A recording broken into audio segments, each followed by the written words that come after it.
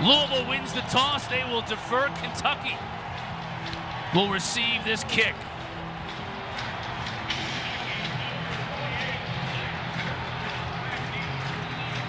The Cardinals in their home reds, head to toe.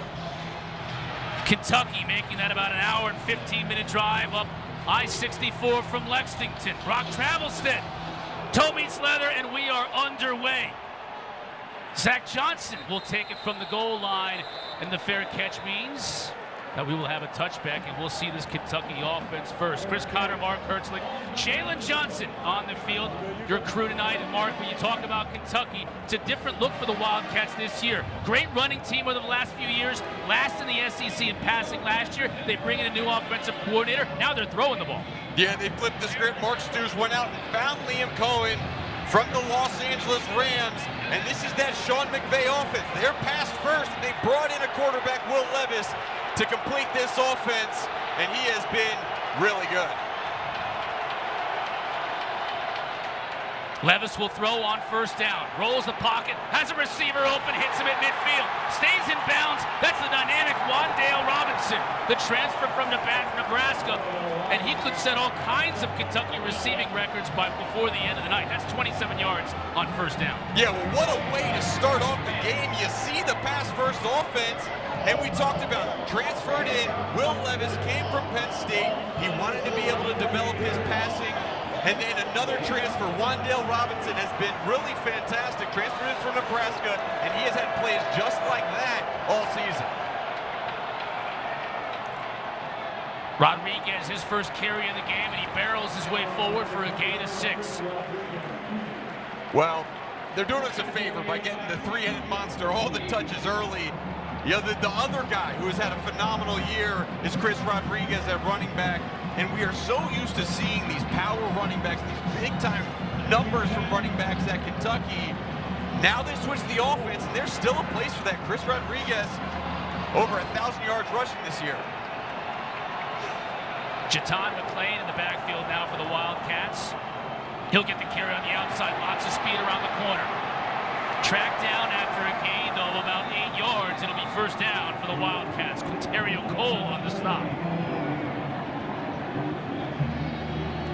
Using a little bit more tempo offensively. And when we talked to Liam Cohen this week, he said he wants to sprinkle in some fast-paced offense. Move the guys downfield at a higher rate, and then get back in the huddle. Try to switch it up, keep Louisville's defense off guard. Liam Cohen, new offensive coordinator, came from the Rams. Levis over the middle. Oh, just overshooting his tight end, Isaiah Cummings.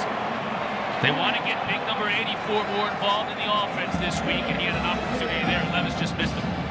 Yeah, Isaiah Cummings, a 6'3", 230-pound sophomore from Louisville, Kentucky. Started off in training camp as a wide receiver. Cohen saw his ability and his size and said, look, if we can get him working more in the slot or on linebackers, he can be really successful. And they'll also split him out wide and use them as we saw Kyle Pitts be used at Florida a few years back.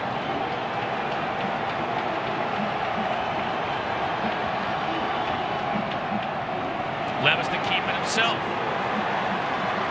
Goes over defender, picks up 7 yards. That was Cole again on the stop. Levis is a much better runner than I think people give him credit for. He is, and you're going to see two fantastic running quarterbacks tonight. Malik Cunningham's going to be shifty, make you miss. Will Levis, he will jump over you or run over you. There's going to be no shake in his bake, and that's a part of how he has started to improve here at Kentucky. Was a pure runner at Penn State. He's developed his pass, but still holds true to that run when needed. Third down and a long 3 for Kentucky on their first drive of the game. Levis, design draw, inside the 20, to the 10, he'll score!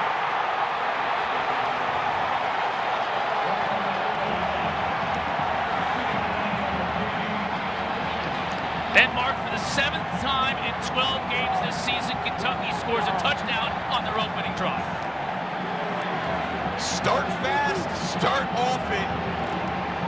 There's a reason why they like having the ball in their hands to start the game off.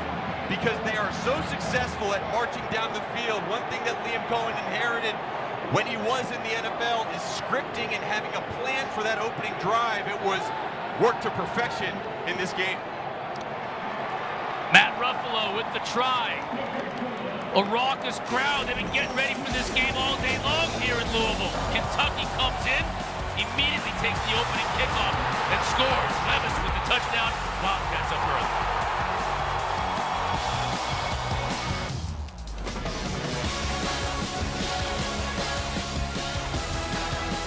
We're celebrating early here inside Cardinal Stadium with a 7-0 lead, taking the opening kickoff, 6 plays, 75 yards, and Will Levis finishing it with his legs. Kentucky up 7-0.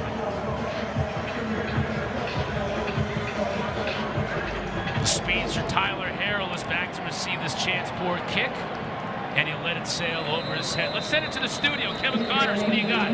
Well, Chris, Rocket Mortgage studio update after Alabama put together a 99-yard touchdown drive to force overtime.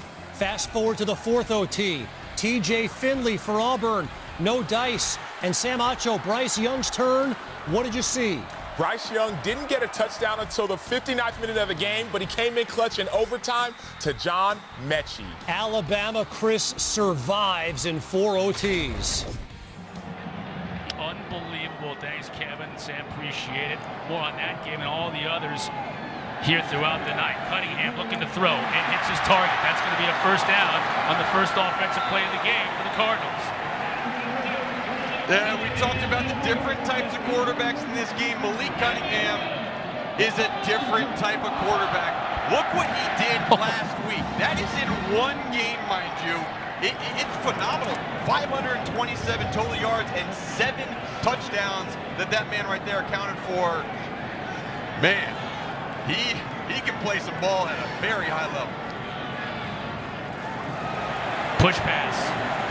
Stretching it out to the outside. That's Huggins Bruce. He's been getting a lot more involved in this offense over the last couple of weeks, and they need playmakers. Mark, you talk about Malik Cunningham being a one-man wrecking crew, and he can be. But with the exodus of players last year to the NFL, and they've had a couple of skill position players this year who have gotten hurt, who entered the transfer portal, they need players to step up. Yeah, they do. And Hawkins was their main bell cow running back last year, and without him, they've tried to find who that guy's going to be. As of late, it started to be Jalen Mitchell, number 15, more of a bigger back, downhill guy. But when he gets going, it takes the pressure off of Malik Cunningham. Like this right here. Little shake and bake downfield. Another first down. Here are our impact players, brought to you by our friends at Chick-fil-A.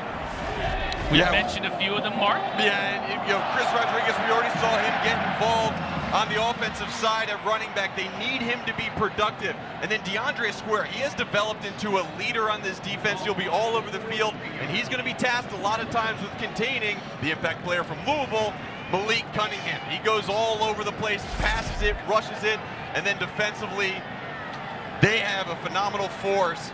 Yasir Abdullah, who is the second leading sacker in the ACC. Cunningham opts to throw.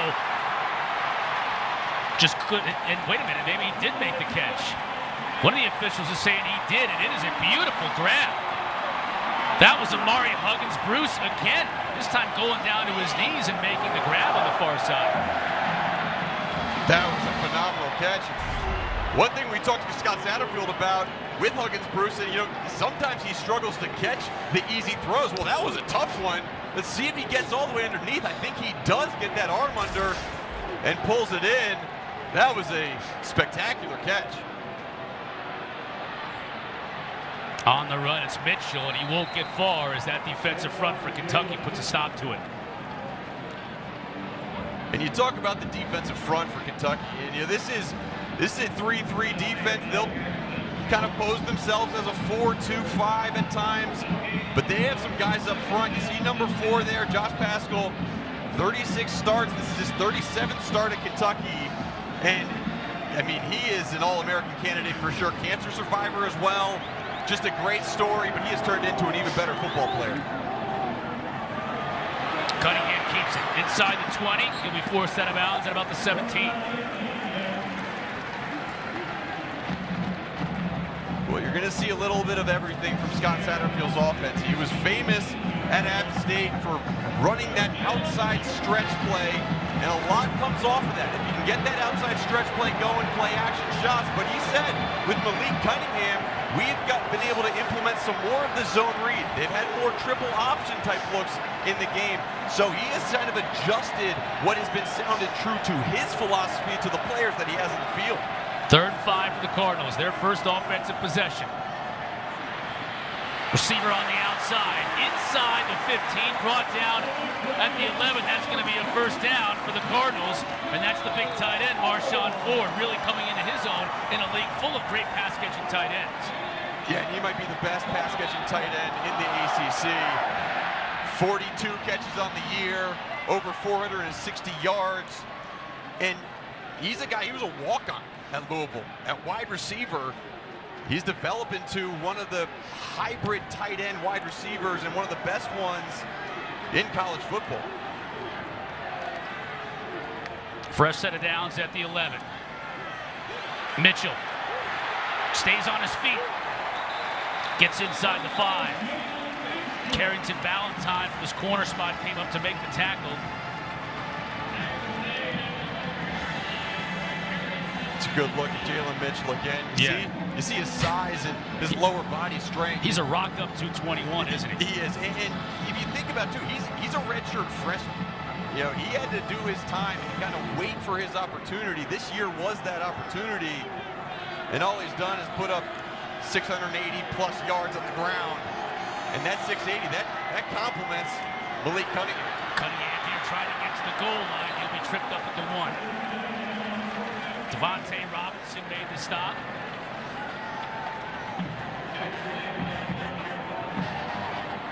Tenth play of the drive, and this opening drive for the Cardinal offense. And in 3rd down, this is just it's prime scoring opportunity for Malik Cunningham. You know, he has 18 touchdown passes on the year, along with 18 rushing touchdowns on the year, and that's DeAndre Square right there. No, true. It would be a big loss. We'll take a quick break. We'll check in on Square when we come back.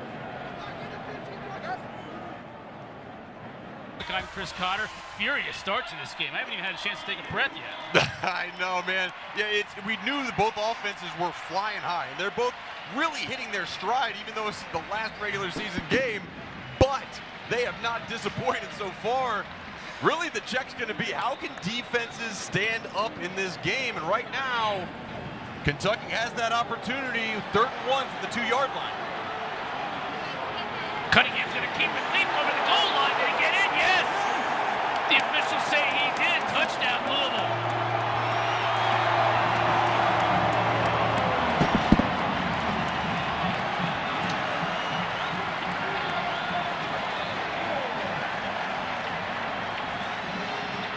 Well, Chris, rushing touchdown number 19 on the season for Malik Cunningham.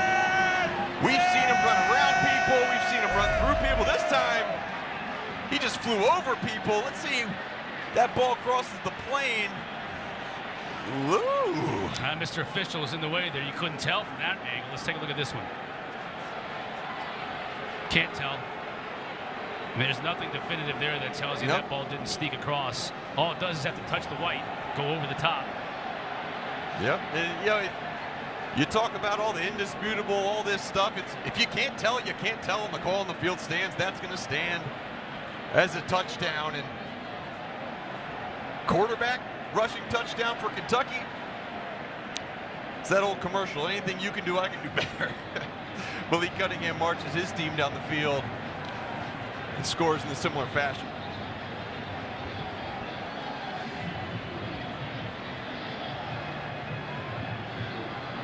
Well, Kentucky, there you go.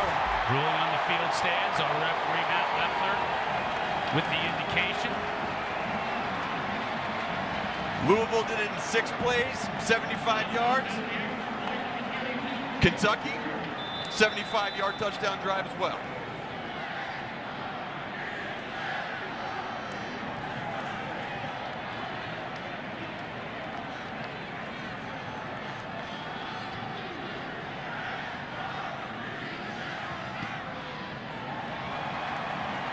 And James Turner sneaks it in the left upright, evening things up here at 7 apiece in Louisville.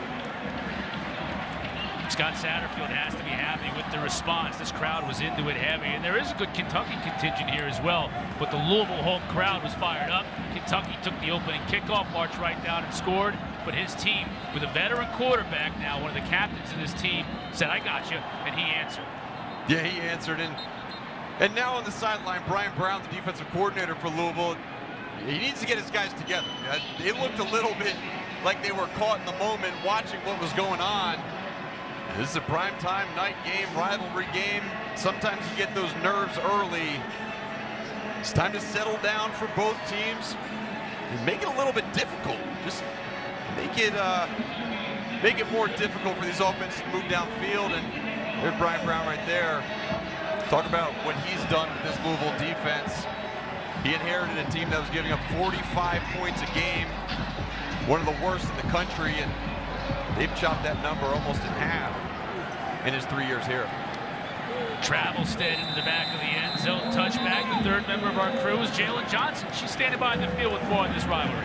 Thanks, Chris. Even though this rivalry had to take a year off, the intensity has not depleted at all. You can feel it down here. I hope you guys can feel it in the booth. And every time I asked a player this week about what their preparation looked like, they just smiled at me. They smirked. They said, "It's going to be fun. It's going to be a good night." Now, when I talked to Malik Cunningham earlier, he said, "Look, we have not had this trophy at home in a few years, and I want to do everything in my power to get it back." And it looks like he's off to a good start of doing that, guys. Yeah, thanks, JL. They didn't play last year because of the COVID schedule, if you will, and Kentucky won the 2 previous games in blowout fashion to boot. Yeah, and this year, it's probably the most balanced and even matchup that we've seen in probably 5 or 6 years. You know, there was a time when Lamar Jackson was here at Louisville where it was lopsided in Louisville's favor. The past few times it's been lopsided in Kentucky's favor. This feels like more of an even matchup with these two potent offenses and defenses that can really play behind the line of scrimmage. Both teams are phenomenal in tackles for loss. Rodriguez powers his way through a couple of tackles and picks up the first down. Yasir Abdullah brought him down, but not before he moves the chains. And one of the reasons why I had him as my impact player is that, yes, you know, we know Wan'Dale Robinson is going to get his touches on the outside. He's going to make some big plays, but this Kentucky team, and Mark Stoops was not shy in saying it, said we need to start playing more physical up front. They got away from that a little bit in the middle of the season. Last few games, they've been dominant at the line of scrimmage. If they can get 24 going, that'll prove they're doing it tonight. Levis has a receiver open into Cardinal territory. That's going to be Josh Ali. Ball's on the ground, but the officials are going to mark him down. Josh Ali's the COVID senior who really was the only player with any returning production at the wideout spot before Wan'Dale Robinson transferred in. And he said, "Hey, Robinson's been a great addition to this team. Opened up a lot of things for me."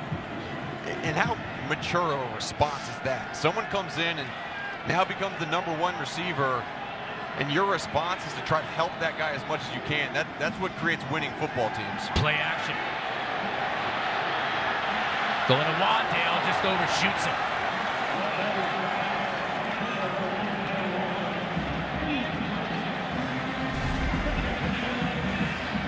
And they love going for this inside fade or post from Wan'Dale Robinson. And you know, if there's one knock on Will Levis in his pass game, it's seeing the whole field.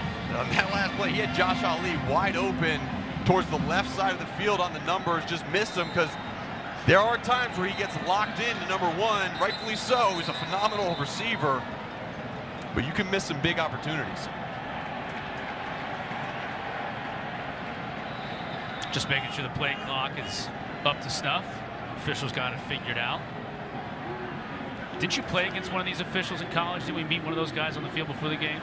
I did play against one of them and played at Bowling Green when I was at Boston College. Second down and 10 for Levis and his Kentucky team. His receiver on the outside, but then immediately by Kendrick Duncan from his free safety spot, and it'll bring up third down. Duncan's fired up.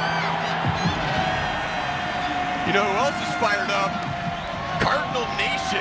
This crowd's getting going. And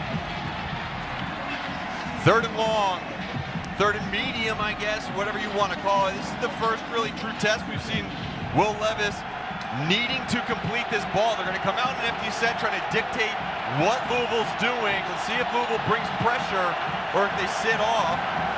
And you see them bringing the running back in. No one ran with them, so that means it's zone coverage. Levis in the flat. Robinson picks up the first down.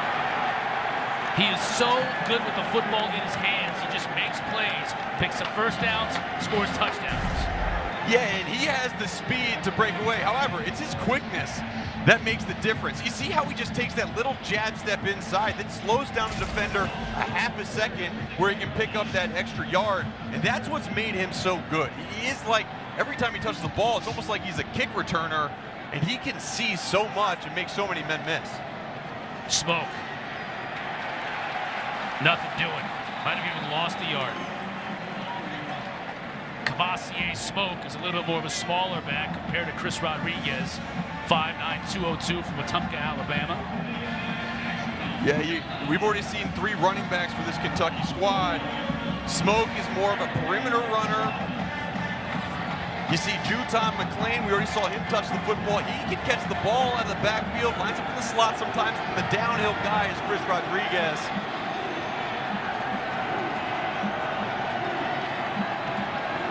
Second down and 11. Rodriguez has room to run. Now puts it back inside and takes that back. That's McClain. That's Juton McClain.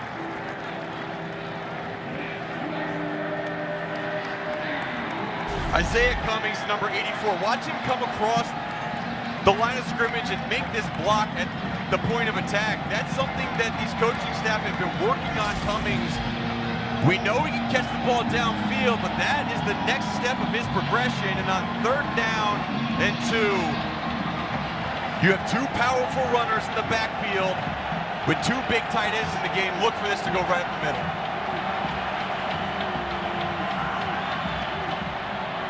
It's Levis who keeps it himself. Takes a hit, rolls off it, picks up the first down. Duncan again on the tackle. With a little coy 2-finger point for the first down. And talking to Levis, it's a really interesting thing. We see transfers all over the country all the time. But he transferred in from a team where he did something completely different. We talked about him being more of a runner at Penn State. And Liam Cohen said, look, every snap he's taken this year, those are the only snaps he's ever taken as a pure drop-back passer. You see him under center here. He feels comfortable under center. And it usually allows them to do some more things off the play action. You see that little inside toss to Rodriguez. But as Will Levis continues to develop, he'll continue to learn the route progressions and going from deep to short in his reads. But when you think about it, I mean, an 11-game started 11 times being a drop-back passer in college football and having 2,000-plus yards passing, Liam Cohen's got something to work with for the next few years.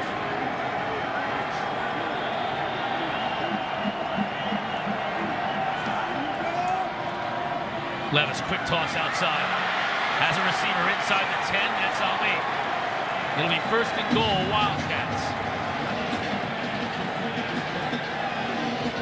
That was a formation-dictated completion. Liam Cohen got into what we call speed trips. 3 of the wide receivers to one side, and what it forces defenses to do is to make a decision. Do I bring my cornerback over to cover the wide receiver or leave him backside? That time they left him backside. He knew it was zone. Great read on the quick pass. 12th play of this drive. Levis, design draw. It's a block from Rodriguez and walks in.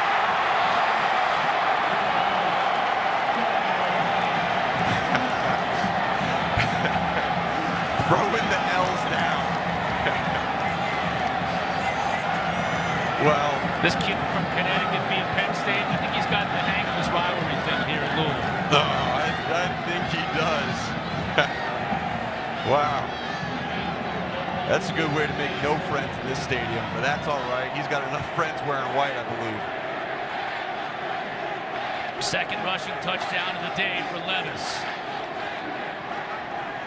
Ruffalo will look to convert, and he does. 3 drives in this first quarter, 3 touchdowns, 2 of them from Kentucky, and 2 of them from their quarterback, Will Levis. Cats up 7.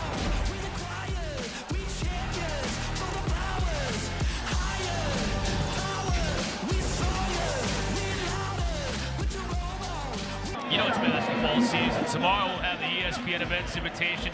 Consolation game as Kansas takes on Coach Pitino and Iona.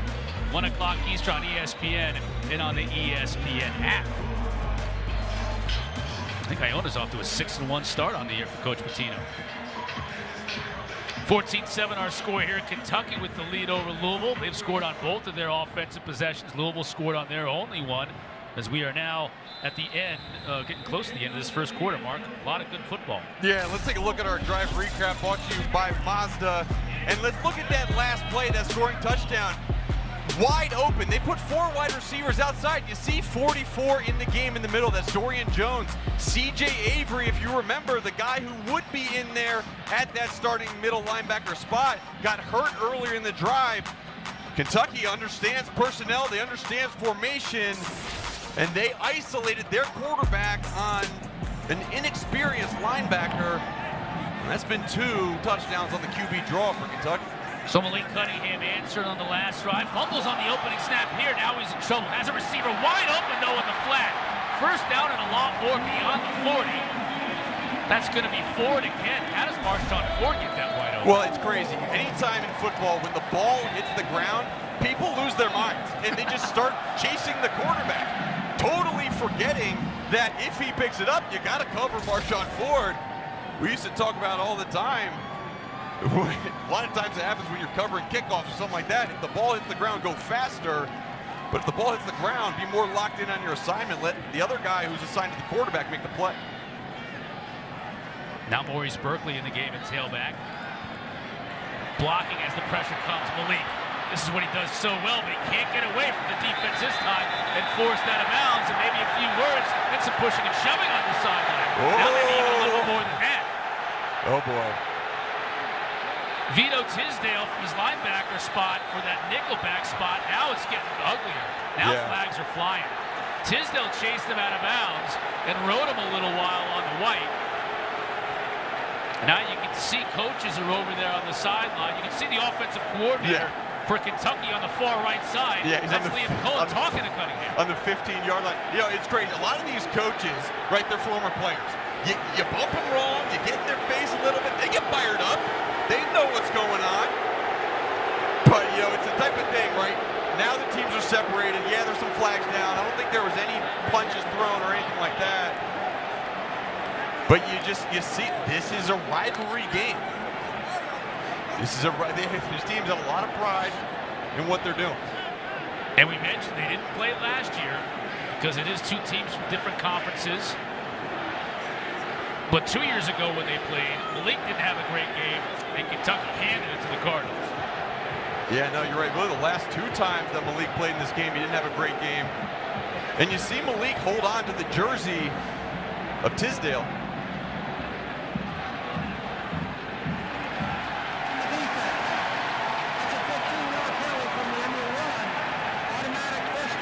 Wow.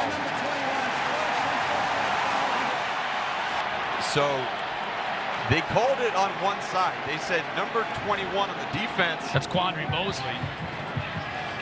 Let's see if we can see it here, because here comes a Louisville player pushing Tisdale out of the play.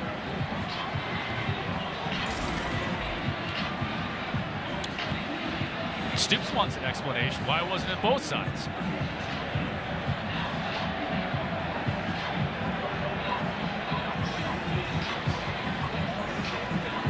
And that official right there in front of him that looks like he can still play football, that's the one who played at Bowling Green. Right.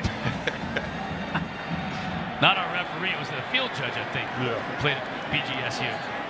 Stoops not satisfied with the explanation, but it ends up being a big gain here for Louisville. Now they're in Kentucky territory on the 15-yard penalty. Stoops can't believe it. No, he can't. He's doing everything he can to hold back right now. He's been penalized for some excessive talk earlier in the season. Now that Kentucky defense is a little bit fired up.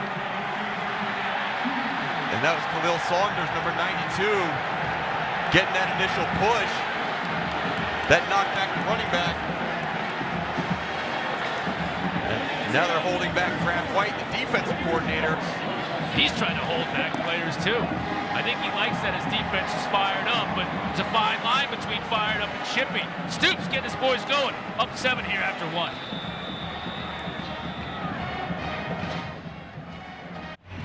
Connor Hurtslick Johnson in Louisville, start of the second quarter. Kentucky up 14-7. Had a big personal foul call against Kentucky on this Louisville drive. And here's a look at it. Watch 21 coming in from the right. Yeah, he comes in really late and shoves Wirtz in the back, and then he says, "Who would you try to catch these hands?" Throws guns up there a little bit, and that's what they called him for. I think there were a few more players who could have got penalized on that play, but so where it stands, 2nd and 11. At the start of this second quarter, Cunningham, now he tucks the run, has blockers in front of him. Goes outside, maybe could have gotten a little bit more on inside, but he chose the outside route. Jalen Johnson has more on the field. Guys, there's been jawing and chippiness since the beginning of this game. After every touchdown, there's a little pushing and shoving, especially after Malik's touchdown. There were some words exchanged in the end zone, so you can only expect that this is still going to boil over a little bit more throughout the rest of this, guys. Careful down there on the sideline. It's bleeding over into the sideline area, as we saw in that last scrub. And Kentucky was charged with a personal foul. Now trying to get off the field on defense, needing to stop Malik Cunningham and company on a 3rd and 5. Cunningham pressure up the middle, and he gets rid of it to Cooley, but it's incomplete.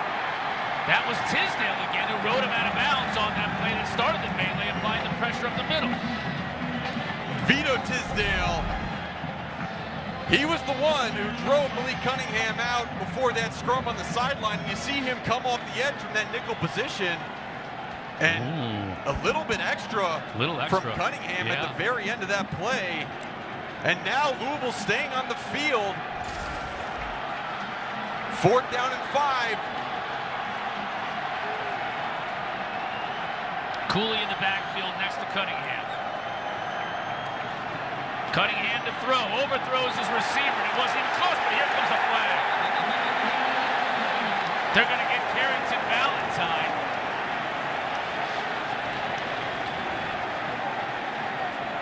The officials may be discussing whether this ball was even catchable. That one sailed on Cunningham. And it did look like the contact came after the ball had already passed the wide receiver. Foul for pass interference. And they're picking up the flag. They're saying it was uncatchable, Mark. Yeah, and the crowd's not going to like it, but I do believe that the ball had already passed where the wide receiver contact took place. And in that case, you obviously, the balls can't go in reverse. But watch here. See this little push right at the end. That's what they had called. There was contact, but that's all right.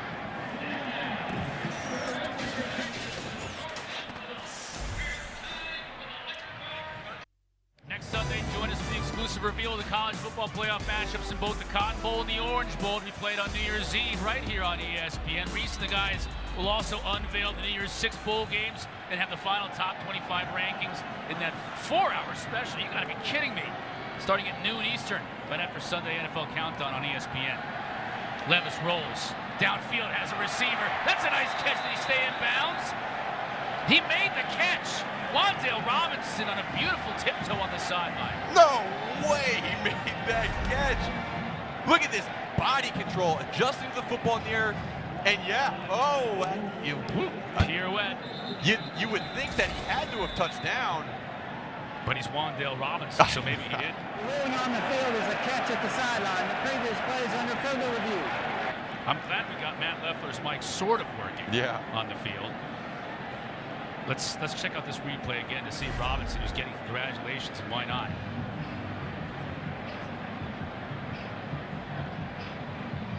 Yeah. Oh, he got that foot down. Yeah, it was funny. He kind of blocked the ground with that left foot, And then the right foot on the outside edge of the toe, touchdown. And it's a good point of emphasis too, because he didn't come down toe heel.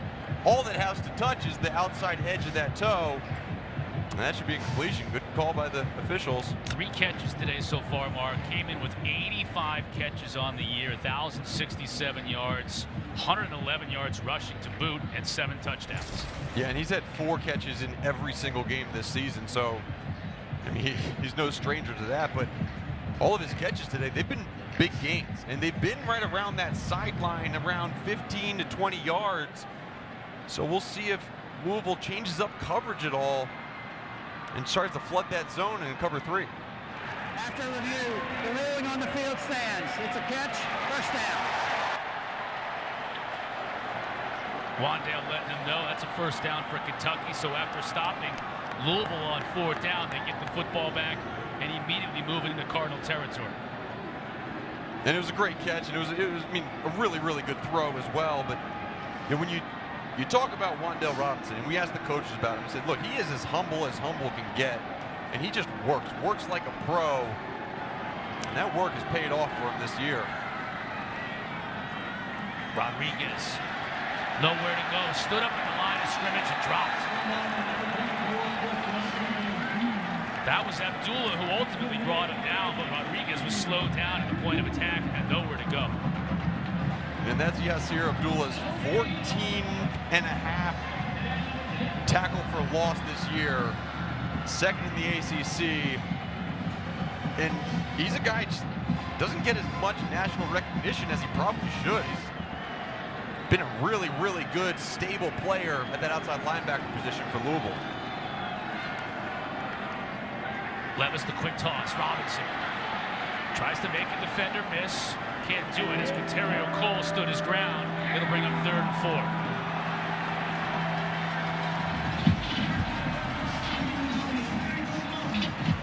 Third down and 4 has equaled number 7 carrying the football. And as Louisville brings in their pass rush front, it'll be interesting to see if they stay with the quarterback draw. Now they're going empty. Look at that bunch at the top. You got Robinson at that 3rd position. And number 84 has a lot of room towards the bottom of your screen. That's a mismatch, him on the smaller Greedy Vance. Instead, it's to give them McLean. Tries to bounce it outside with good quickness on the tackle. C.J. Avery, who was banged up earlier in this game, Mark, seek and destroy on that tackle. And that's why it's good to have their captain, C.J. Avery, back. Watch how he patiently finds the hole, goes through the hole, and makes a sure wrap tackle on the running back. And now it's Kentucky's turn to try for it on 4th down. They need to. Unbalanced line. McLean and a tailback next to Levis. Option. Levis keeps it and leaps forward for the first down easily.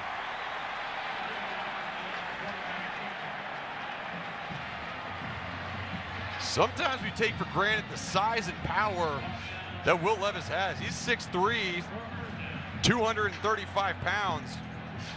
And when he turns his shoulders and they get parallel to the line of scrimmage, he is hard to stop. And now this is more that McVay style offense, under center, 2 tight ends, something that the SEC just really doesn't feature very often, but Kentucky has. Rodriguez. Good pickup on first down is 7 yards. That's that Sean McVay dust, huh? Look at Liam Cohen, the offensive coordinator here. Talk about a meteoric rise. He's coaching at Brown. He's coaching in New England, played his college ball at UMass. And just 4 years ago, he goes to the Rams, and now he's offensive coordinator in the SEC. Yeah, and a good one at that. You know, he's not scrapping his way through this. He had a plan. They got their players. And he said it was in his blood. Really, coaching or playing was all he was going to do. His dad was a coach at Salve Regina in Rhode Island.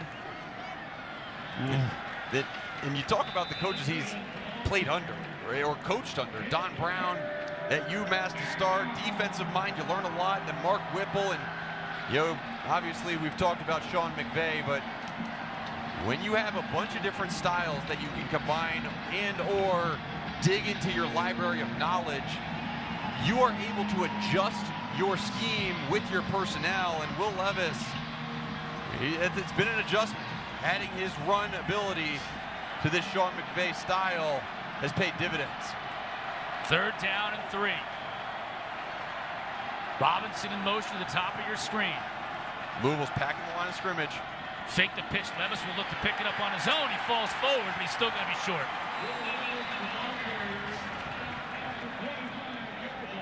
Kendrick Duncan, who's wrapping up the tackles from that free safety spot, brought him down. And it looks like Kentucky is going to attempt a field goal here to extend their lead. Yeah, and Louisville said enough's enough. They didn't have one defender deeper than 6 yards from the line of scrimmage. They were selling out to stop the run, and they guessed right on that play. We're able to take down Will Levis. 43-yard attempt from Matt Ruffalo, the COVID senior from Centerville, Ohio. Chance Poor, the punter with the hold. And Ruffalo kicks it through. Kentucky has scored on all 3 of their offensive possessions. Field goal makes it a 10-point advantage. Kentucky looking for their 3rd win in a row in this series, and all season long, it's been the will to win. Will Levis, the transfer from Penn State, upping the passing game here, and he's had a great target in the transfer from Nebraska. Wan'Dale's so good with that graphic, he caught that football before the ball even arrived to him. Just magically appeared in his hands, and it's happened a lot. He's 1 reception away from the single-season reception mark here in Kentucky in his 1st season. And Mark Stoops, what a great job he's done. He's just 3 wins away from Paul Bear Bryant on the all-time list here in Kentucky. Looking for win number 9 on the year. They could win 10 games in a year, Mark, for the 2nd time in the last 4 years. He's looking for his 3rd win in a row in this series. He's making changes with his staff. He brought in Brad White, 4 years ago to change the defense, and in this offseason this year, he brought in Liam Cohen from the NFL to change the offense. Yeah, and both have been fantastic hires, both young, very energetic coaches that fit not only with the culture at Kentucky, but with the players and their systems coincide with what Stoops wants to have. Physical football, but also a physical football that can provide explosive plays, whether it's in the sack department on defense or the big plays on offense. And we've seen it. They are about up front, dominating the line of scrimmage with their big blue wall on offense, and then the defensive line and linebackers coming downhill. So far today, they've held a very elusive Malik Cunningham to only 15 yards rushing, which that's not something to scoff at. No, 31 yards in total for the Cardinals running the football. And they've been able to move the ball, but couldn't quite convert on a 4th down on their last drive. So not being able to stop Kentucky means they're down by 10. Trying to run the football here on that outside zone play. They pick up about 4 yards. Jalen, what do you got? Guys, DeAndre Square was taken back to the locker room to get an evaluation on his right foot. Now, he went in for one of those drives in the last drive, but they said they're going to be looking at his foot just to make sure he's not putting too much pressure on him. Appreciate that, Jalen. Got 8:22 left to go and counting in this 1st half. Cunningham to throw, pressure on the outside, but it's picked up. Receiver was bumped a little early. No flag comes, though, and he'll bring up 3rd down. Cedric Dort Jr. on the coverage. Yeah, and the last 2 throws from Malik Cunningham, what was an overthrow on that pass interference flag that was picked up, and then this one was short. You don't usually see that from Malik Cunningham. And you mentioned DeAndre Square going out. De'Eric Jackson, number 56, was filling in his place. 3rd down and a long 6. Cunningham flushed out of the pocket, just has to throw this one away. Kentucky's really been able to get pressure on him today, and it's hurt him in the passing game. Pascal got there this time from that defensive end spot. Yeah, and it flustered Malik Cunningham. He's usually so good at avoiding pressure, but look at the top of the screen, number 47 and number 4, as Josh Pascal and KD McDaniel, really the 2 most explosive defenders they have in terms of getting off the ball in the pass rush. And anytime you line them up together and run a stunt game, it's difficult for offensive line. And Malik Cunningham just does not look on his game, but guess what? It's a flip of a switch and he can get going. Yeah, well, it's flipped off for him lately. He started the game 5 of 5. Since then, he's 0 for 4 passing. And Vassett comes in for his first punt of the day. And Kentucky, with a 10-point lead, will take over from their own 34 when we come back.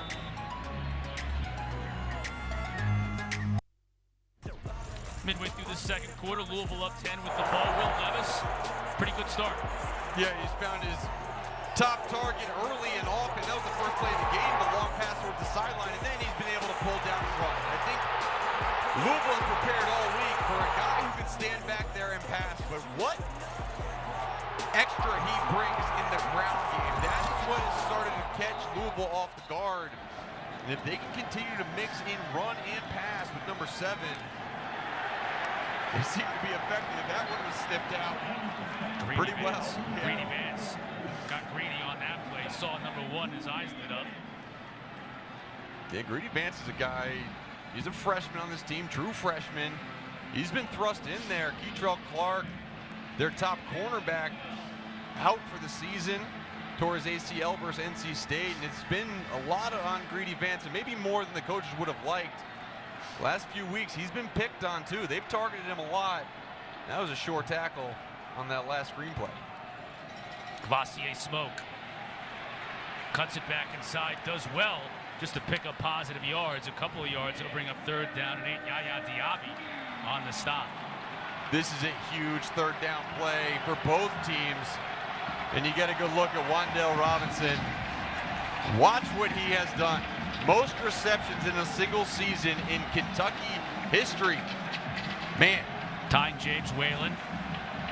I have a feeling he'll be targeted a few more times tonight, so he'll have a great chance of breaking that record. 3rd and 8. Got a mismatch on him right now. Levis is looking that way, but the pressure comes and he escapes it somehow. Picks up the 1st down and powers his way to midfield. Chandler Jones met him, but Levis is a big dude. And as we said earlier in this game, he is underrated as a runner, and when things break down, he can make things happen with his legs. Yeah, and it was good pressure up the middle by Kendrick Duncan. But that's a big quarterback. That's a load taken off. And yeah, I've been so impressed with just his ability to start his run fast. He makes that decision, he pulls the ball down, and he moves forward. He doesn't waste any time. And he had Wan'Dale open, but you're right, the pressure got there and forced him to run. Now the pitch to Smoke. Oh, he's going to throw it. Throwing it backwards to Levis. He can throw it again, and he does. Great catch at the 40-yard line, and that's the record breaker. Wan'Dale now has the all-time single-season receptions record to himself. That was a bang-bang play. It was, and Josh Ali, number 6, was streaking down the field. Good job by Louisville staying deep. An even better job by Will Levis understanding that that was covered and taking the short reception for the 1st down underneath. I mean, we just did the graphic on it, but the connection that these two have after both transferring into this school is remarkable. Rodriguez still on his feet. Dumped inside the 39 more yards for Rodriguez, who comes into this game with 1,151 yards coming in and 7 touchdowns. And this is C.J. Avery again, Mark. He was banged up earlier, the linebacker for the Cardinals, being looked at again. We'll update you on his condition when we come back. Kentucky up 10. Yeah, Bedlam means a lot this year, as so many of these rivalry games do. Thanks, Kevin Sam. Appreciate it. 2nd down and a short 1 for Kentucky. C.J. Avery caught a thumb in the eye. Hopefully we'll be able to show you that replay in a little bit. Knifing in, unable to make the play on Rodriguez, though. And the Kentucky tailback gets it inside the 20. Cole brought him down, but another 1st down for Kentucky. Let's show you that injury to C.J. Avery before, Mark. Yeah, see 61, just get that right thumb inside the face mask. That's a tough one. That's a big meat hook, too. We saw Austin Dotson on the field before the game. That is a big thumb. He did. So hopefully Avery will be all right and be back in the game. It's been a tough first half for him.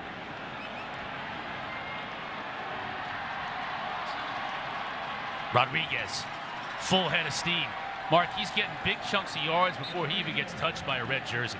He is, and this is one of the things that Liam Cohen introduced to this football team. They're running dual play up front. Basically, they're double teaming every lineman, and then they're bringing one tight end back across to kick out the end man on the line of scrimmage. And it's something that was a staple of the Los Angeles Rams and was very effective in the NFL. He brought it to college football, and it's a different look. He talked about the multiple run schemes that he has with this team, and that allows him to game plan, and it's worked well so far versus Louisville. Smoke inside the 10. It looks like he'll be just a little bit shy. He's right at the marker. Yaya Diaby was able to bring him down, and they're going to say just shy. It's third down and about a foot.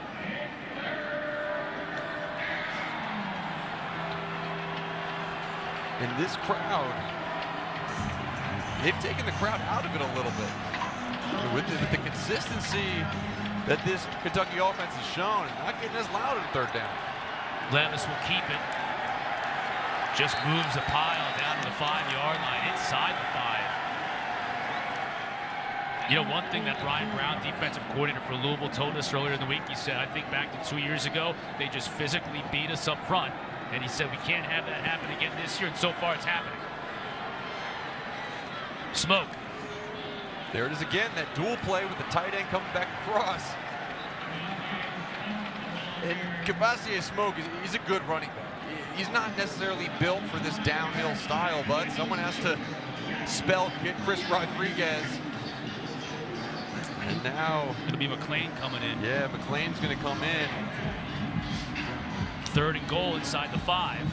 And McClain, watch out for him. He can come out of the backfield. Check that second. Sorry, Mark. And catch some passes. So they'll line up in that same formation. And watch the tight end on the left. He's back off the line of scrimmage. And see him come back across the field. Fake to McClain. Levis to throw. And he just throws this one away.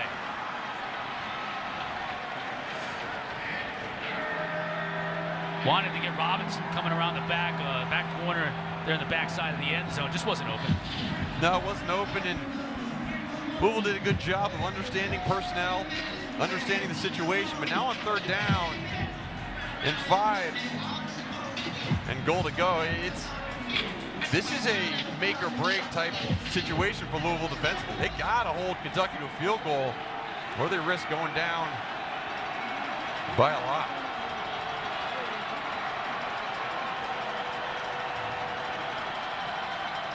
Levis. Yep. Now he'll run it. And he'll score again. That's touchdown number 3 on the ground for Will Levis.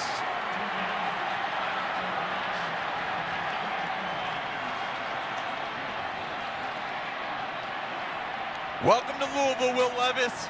He might change this to his home city because he's having a day here. First career 3-touchdown game on the ground for Levis. And Malik Cunningham coming in was the quarterback who was getting all the love with his legs. Third in the country in rushing touchdowns regardless of position. But it's Levis so far who's putting up the big numbers. And Kentucky is putting up a big lead. And it's rather surprising. Louisville has been good against the run most of the year. But you see the stalemates that are created up front by this big offensive line. There are 0, I repeat, 0 defensive linemen or any defensive players on Louisville's team over 300 pounds. This offensive line for Kentucky goes 327, 300, 300, 313, 345. And yeah, it's tough. I mean, it's just tougher. And now the Cardinals will have a minute 53 here before halftime, and Malik Cunningham certainly, he's a big play artist. There's no doubt about it, whether throwing the football or running it. And they could use a big play answer here, down 17 as we get close to break.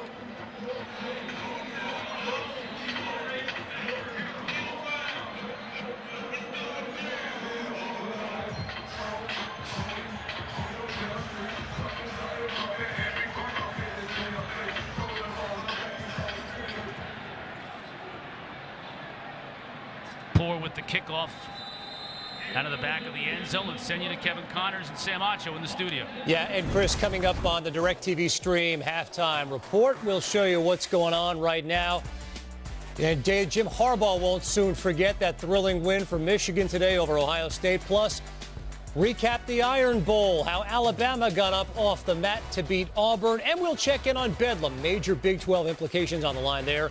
All coming up when you join Sam Acho and me at the half. Chris? Yeah, thanks. It's going to be a crazy halftime because the day was crazy. The Iron Bowl, Michigan, Ohio State, Wisconsin, and Minnesota for Paul Bunyan's Axe. That was a big game and a very important game in the Big Ten. Bedlam going on right now. Rivalry Saturday has not disappointed, especially if you're a Kentucky Wildcat fan. It has not. This is an important drive for Louisville. You know, they are so used to starting fast. They just have not today. Great throw. Finally had some time. He's banged up a little bit. He may have hit his hand on a helmet mark on that throw. Cunningham shaking up a bit. It looks like he's holding his passing hand. We talk about them starting fast. They've scored 35 points in the first half the last 2 weeks. This is a place where they obviously do not want to be, and that right there with that man kneeling on the ground is definitely not what they want. You see, he hit his own player. Gosh, you talk to quarterbacks, that's their worst nightmare. He's coming down full speed on the back of Cole Bentley's head. Chilly night, so you know it's going to sting at first. And you hope it looks like they're trying to jam it back in or just test whether it's broken or not. But he's going to have to at least come out of the game for a play. And Evan Conley, the backup, he has gotten some time this year. Right before half in the Clemson game. And he's been the backup to Malik for the last couple of years. He was actually the starter back in 2019. Yeah, beginning of 2019. It was like a 2-system, remember that? Yeah, and then obviously Malik took over halfway through the year there, never looked back. But Evan Conley is going to be tasked with bringing this Louisville offense down the field. Yeah, Cole, you can't play it too conservatively here. Like, I know your second-string quarterback's going to come in. He's cold. He's just warming up now. But you're already down 17, and you really haven't stopped Kentucky all night long. No, you haven't stopped Kentucky, and you need to show them that you're a threat. I mean, this is a mental game as much as anything right now. You could have Kentucky with their shiny mirror helmets going into the locker room feeling like, look, there's nothing that Louisville can do against us, or you can drive down the field and put some points on the board and make a statement to have them go into the locker room just saying,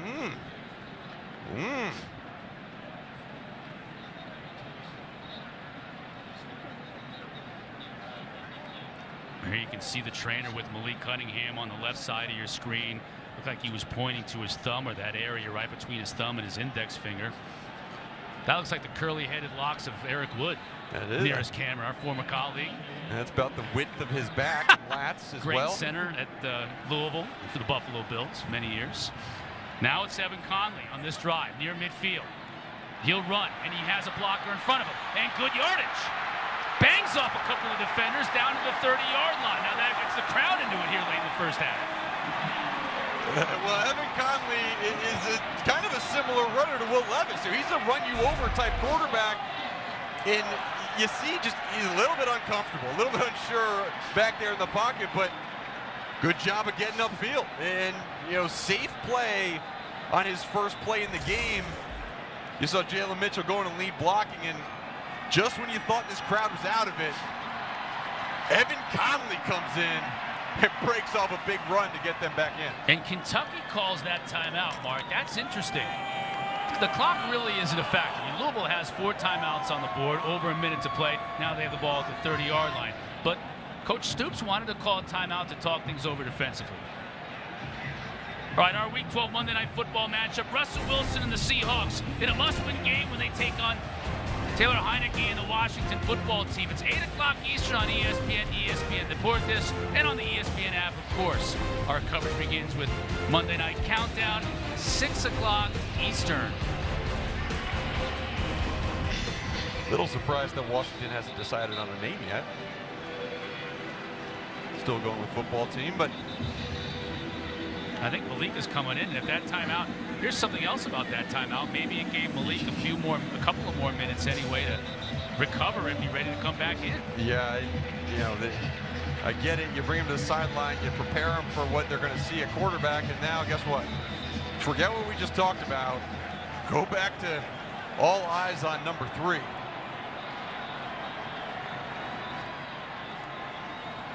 And he's going to throw. No, he's not. He's going to run. Gets it to the outside. Look at the speed. Woo! Oh, my goodness. Out of bounds after a pickup of 8. Well, he hurt his thumb, not his legs, and that's pretty apparent. And this is why.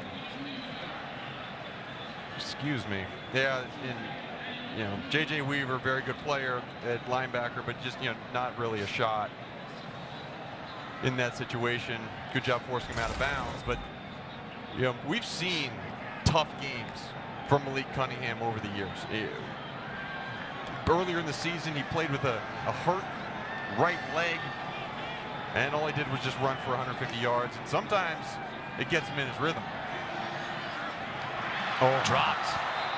Boy, had Jordan Watkins, and he just dropped it. Jordan Watkins, another guy who has stepped up. He's a COVID freshman.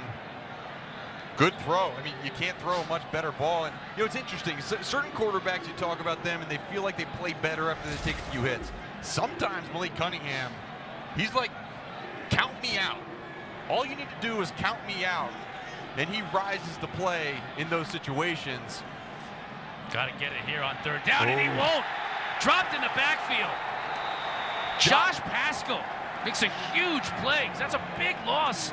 Would have brought up, it was 3rd and about 2. Now it's 4th and about 12. No one makes this play in the country except for number 4, Josh Paschal. He made an inside move on the offensive tackle and still had enough wherewithal to widen out at 280 pounds and make that tackle. We talked to Brad White and Liam Cohen before the game, and he said Liam Cohen just kept begging Brad White to not have number 4 on the field during training camp so they could get their offense going. He is that much of a difference maker, and he adds to his team leading 15.5 tackles for loss.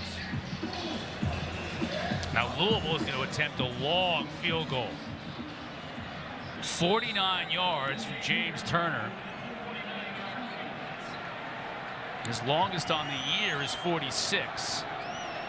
And this is right about at the edge of his range. Very little wind to deal with.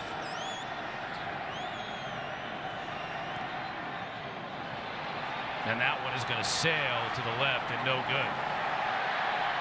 So Kentucky's defense holds after the big play from Josh Paschal with 41 seconds left here in this first half. I mean, let's go back again. Well, there's the kick right here. Just, it was not good off the foot. Tried to put too much leg into it, and that swing got a little bit too wide. But you go back and think about Josh Paschal and just his journey at Kentucky.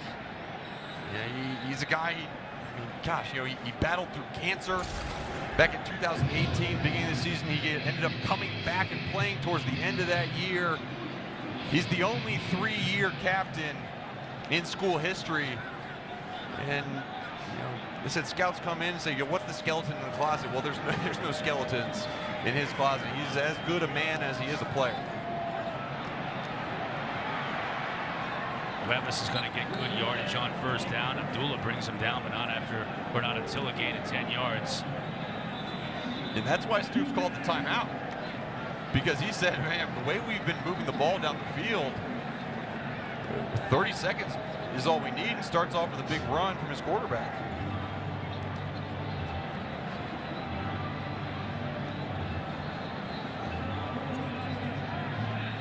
While we have a minute, Taco Bell welcomes you to the Live Más Student Section of the Year contest. Use hashtag Student Section Sauce to get the committee's attention and go to ESPN.com/Taco Bell to see how your school can compete. That Louisville student section, they had that big villains. Yeah, the villains, there they are. Villains tarp. Some dude's got a cosmonaut helmet in there somewhere. That guy's got the construction helmet. It's just, they're the best part about college football. The student section, just how much of, how good does it feel to have everybody back right this year? That cosmonaut helmet, instead of pumping liquid oxygen through that thing, they were pumping liquid bourbon through it. Here in Louisville, tasting the local wares. Folks have had all day to do that today. Final minute here for Kentucky. Levis gets pressure up the middle and he got dropped. His throw sails over the head of Isaiah Cummings. Looked like KJ Cloyd got there. If there's one area that Kentucky has struggled in terms of picking up pressure, it's been right in the A-gaps. Time and time again throughout this year, they have had that late second level pressure in the A-gaps. Levis usually is able to get the ball away, but it affects the throw. You saw that one obviously sail too high. And now it's man at the top of the screen. It's going to be someone open. Levis, quick toss. And it had to be quick. Ali makes the catch. Clock's still running. Kentucky has a timeout on the board. It's third down.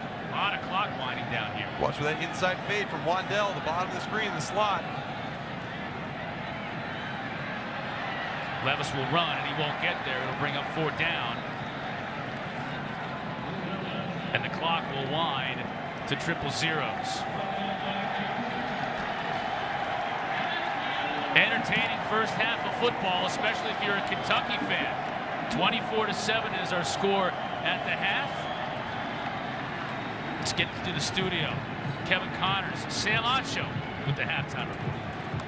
The second half here in Louisville, Kentucky up 24-7 over the Cardinals. Chris Cotter and Mark Hertzlich. And Mark, they have been able to get Malik Cunningham on track. Kentucky's defense is doing a good job of keeping him off the field, and their offense is scoring touchdowns, finishing long drives. Yeah, that big blue wall, the offensive line for Kentucky has been fantastic. And Will Levis, 4 touchdowns last week through the air.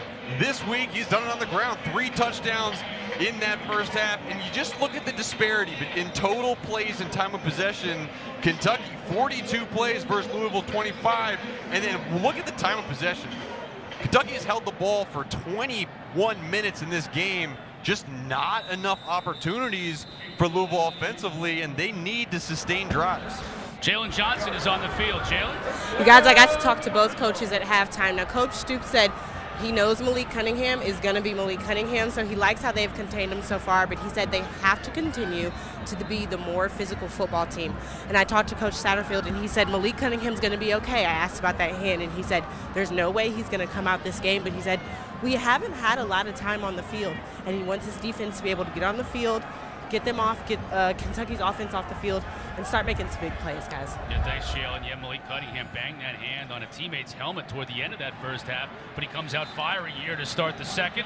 Hits his tight end, Marshawn Ford, and a nice pickup for Louisville to kind of get them going. Yeah, and I wouldn't be surprised if they pick up the pace of play. You know, they start hitting these short underneath routes, sprinkle in some Cunningham run, maybe some Jalen Mitchell up the middle run. But Marshawn Ford, their most reliable pass catcher this year, you saw him go to him on that last play. I look to see more of that, just sustaining drives, 6-7 yard plays instead of going for the deep ball. Mitchell shrugs off one tackler, bangs into another, but that's going to be enough to move the chains. And that's what it is. You know, the opening drive, we saw 10 plays, Louisville marched down the field.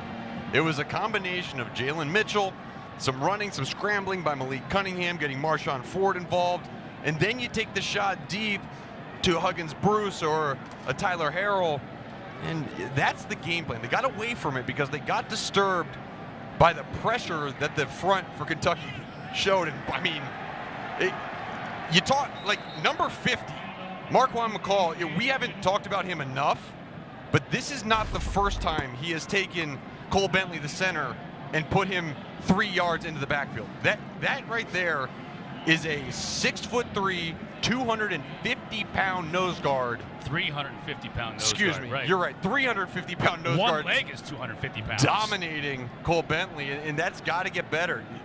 You know, Louisville loves that inside run game, but with a guy like that in the game, it just hasn't been there. Now he's out. He was listed at 380 at the start of the season. He's dropped some weight. Cunningham has all day behind his receiver. Man, he had all day to throw and just couldn't find Jordan Watkins. And those are the types of things, again, he had time. He's back there, good job in protecting, and it's just behind his wide receiver. You know, you want to throw it a little bit on his back shoulder so he doesn't take that big hit from number 56 coming downhill. But with that miss and the loss of yardage on the first play, now it's 3rd and 12. You gotta wonder whether that thumb is still bothering him.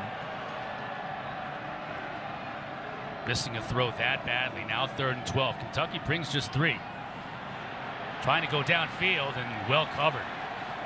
Tried to hit Amari Huggins-Bruce, but Tyler Agent was all over him. No chance. It's just a great job by 2 players in the defensive backfield for Kentucky. Vito Tisdale passing off the deep route to Tyler Agent, and they're working together. And that's what Brad White talks about when he talks about his team being cohesive. Playing together on the back end and understanding where guys are going to be. And you know, Chris, one of the reasons they have that, they have such a senior-laden defense that they know where everybody's going to be at any given time. Mark Bassett, the freshman from Melbourne, with the punt. Fair catch at his own 25. Josh Ali. We talked about it a lot in this game, and it bears repeating. The big three-headed monster, having an historic season for Kentucky. Levis throwing the football and doing it with his legs, but last in the SEC in passing yardage last year, bringing in the new offense, and Levis, the new quarterback from Penn State, plus Rodriguez and Wan'Dale Robinson, all setting records. Yeah, they're definitely not last anymore. And you see the second trio in program history to have a 2,000-yard passer, a 1,000-yard rusher, and a 1,000-yard receiver. Robinson still on his feet, battling for that first down marker. He may have gotten there. They're going to mark him right at the 35, and that says maybe everything you need to know about number 1.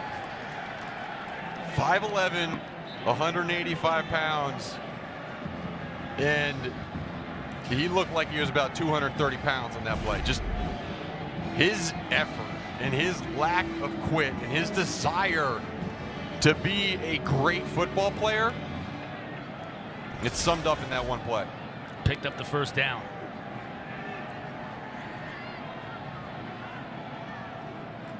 Give to Rodriguez. Churns his way for a gain of 2.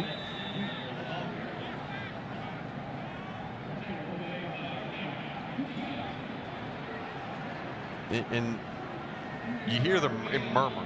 This crowd, which was once deafening, has quieted to a murmur.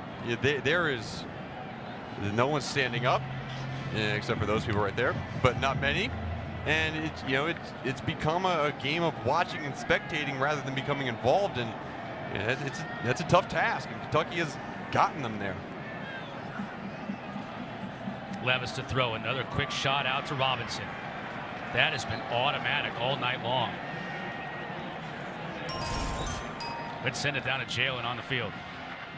Guys, you were talking about the energy on the sideline for Louisville. The energy is super different. Even on every play, guys were standing on the benches, hyping up the crowd, and it's just a totally different look over here right now. Yeah, you're right, Jalen. It was like Dance Party USA down there.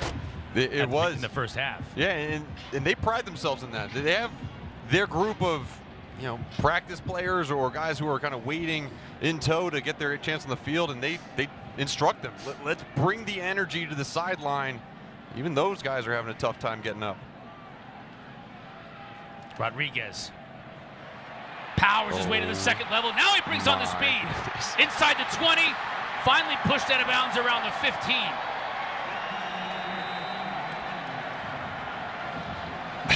Wow. And surprisingly, that's one of Chris Rodriguez's longest runs. He did it just absolutely destroying the defender. And this is a guy, he came into this game averaging second best in the SEC, 6.04 yards per carry. And his longest run of the year was only 31 yards. That means he consistently has those 6-7 yard gains. That was one of his longest of the season, but just an absolute workhorse in the backfield.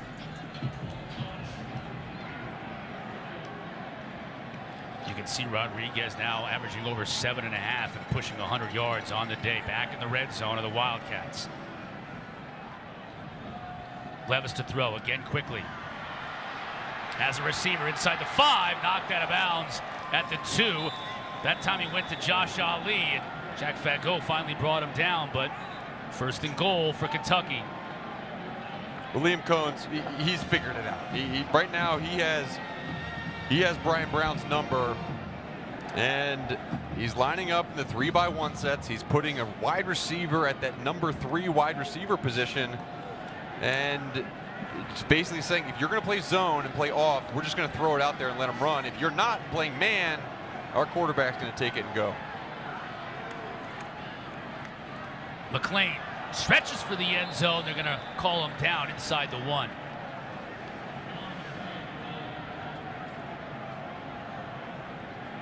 C.J. Avery on the stop. He's been banged up a couple of times in this game, so good to see number 9 back in there for Louisville, and he and his defense mates are going to have to make a big-time stand here. Yeah, and I think you're about a 1 yard away from a quarterback sneak and Will Levis's 4th rushing touchdown of the game. You called it, Mark. Will he get the push? He does. That's number 4 on the day for Will Levis. And he lets everybody know about it. Well, if he keeps this up, he's going to have to stop counting with both hands. I mean, there's one section of this stadium is pretty loud. That blue section over there in the corner, there it is. Yeah, they're loud and they're happy, and you know, again, this is what makes this game special. You see that away, the visitor section filled, and that's, you know, it's about an hour trip between schools, and they traveled well, and they have come out to see their team put points up on the board. It has been a day for Will Levis. Not throwing the football, running the football. 4 touchdowns for the young man from Madison, Connecticut. All Wildcats. Now tonight's, let's do it in a minute, actually. I got ahead of myself. Powered by Duracell so much, I wanted to show you the power plays. I'm going to show you those in a little bit. Kickoff first.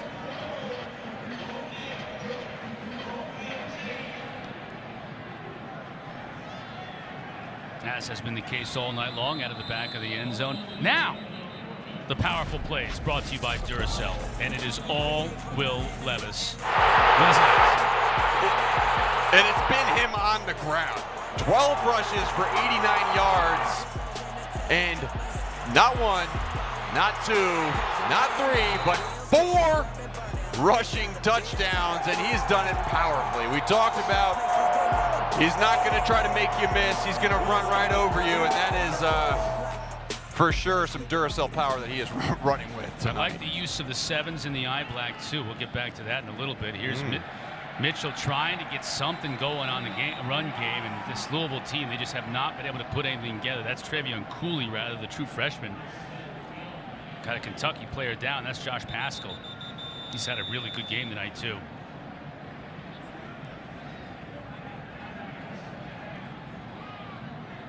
We'll check in on Paschal when we come back.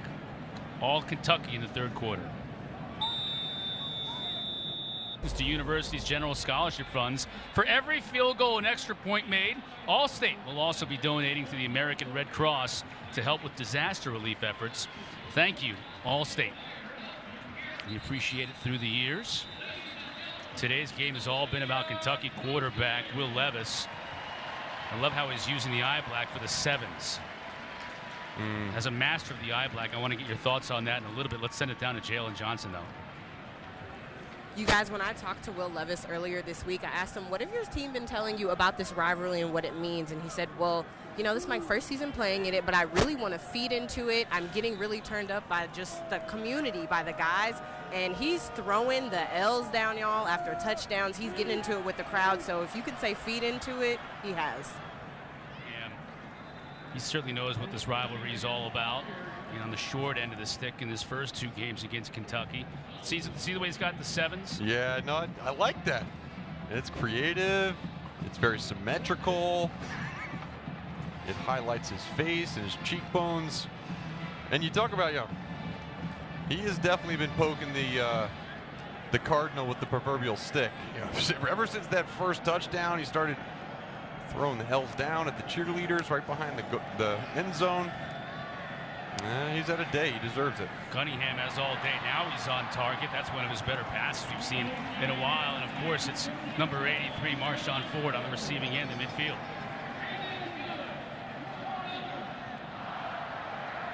And you know Mark Stoops, he continues to tell his team, you just got to be ready.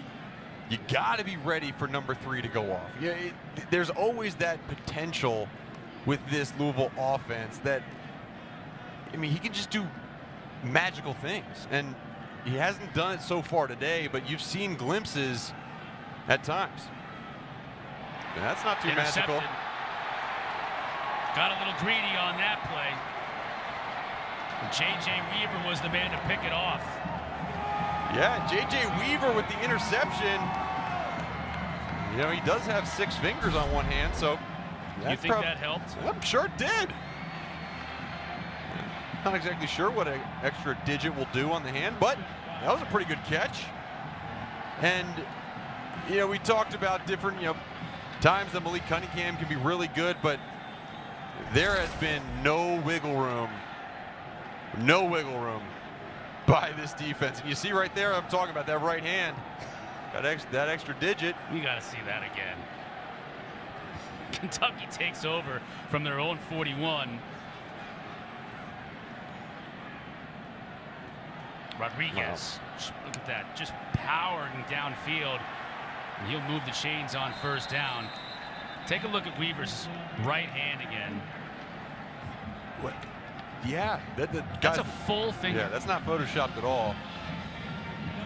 It's not a little nub either. That's a full-on 6th finger. Yeah.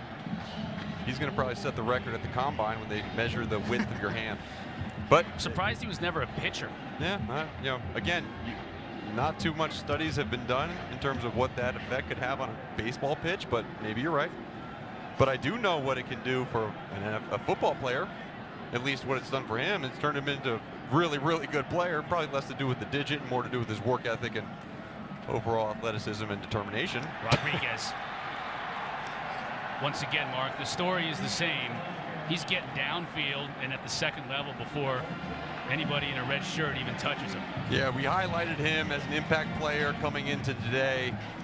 And it was because we knew that in order for Kentucky to set the tone of this game, it had to be started on the ground.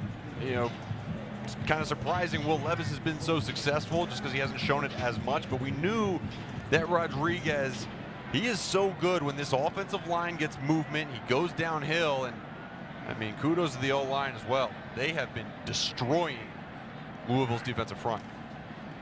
Give to Smoke. Huge hole. 20. Run out of bounds. Back in the red zone of the Wildcats.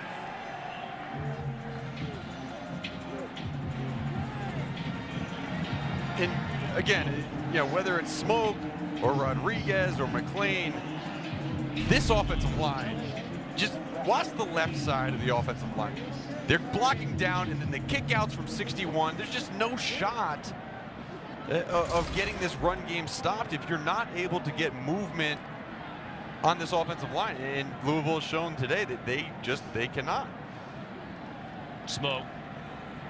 And on that play, Louisville just crashed it. Sold out, got players into the backfield, and Dorian Jones made the tackle. And that's the dilemma that Brian Brown faces is, okay, we understand the run has been kicking us square in the teeth. However, in order to stop it, we're going to need to dedicate 9 guys to the run. And with Wan'Dale Robinson on the field, it just, how can you leave him one-on-one on the outside? You almost can't. And right now they're spreading him out. And this is where Will Levis has been successful in the quarterback draw.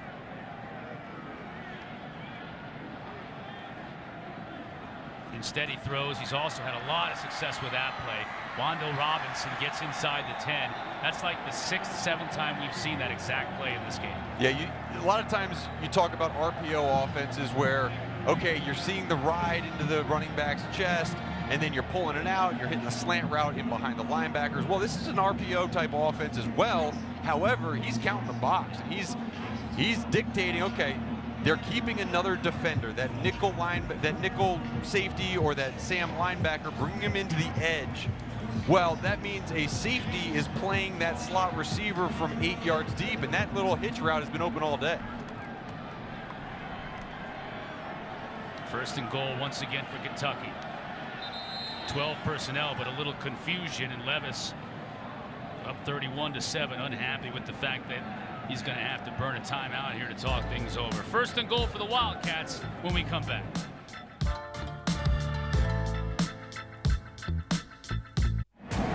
You are watching the ACC on ESPN. 4:40 left to go in the third quarter. It's a team from the SEC, though, in control of things. Kentucky up 31-7. Kick off your Week 12 NFL Sunday at 10 a.m. Eastern with the Countdown crew on ESPN and on the ESPN app. They're going to have all the early breaking stories, injury updates, and previews of each game right up to kickoff starting Sunday at 10 a.m. First and goal for Kentucky. Another time-consuming multi-play drive. Levis will look to finish it through the air. Instead, he tries to take off and still makes something out of nothing.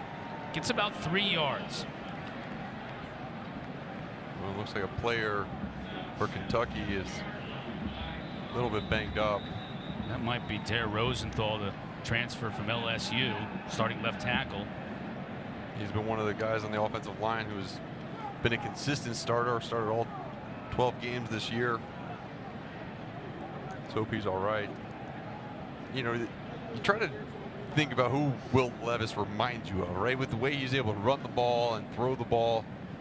And, you know, it's a different offense, but, I mean, it's hard not to think back to Tim Tebow. I mean, just the size and the way he's able to move forward after contact and put his shoulder down and hit people. Now, obviously, Tim Tebow is one of the best college football players ever to play the game, but you can see that, you know, where those comparisons could be made. Let's take a look at this week's college football playoff rankings presented by Capital One. What a day we have had. Man. I mean, Ohio State goes to Michigan and pretty much gets hammered. Wolverines are going to move up. Alabama needed a miracle. They're nothing short of that to win at Auburn, but they did win. Oklahoma State right now in Bedlam, and that game is Bedlam. 2-point game.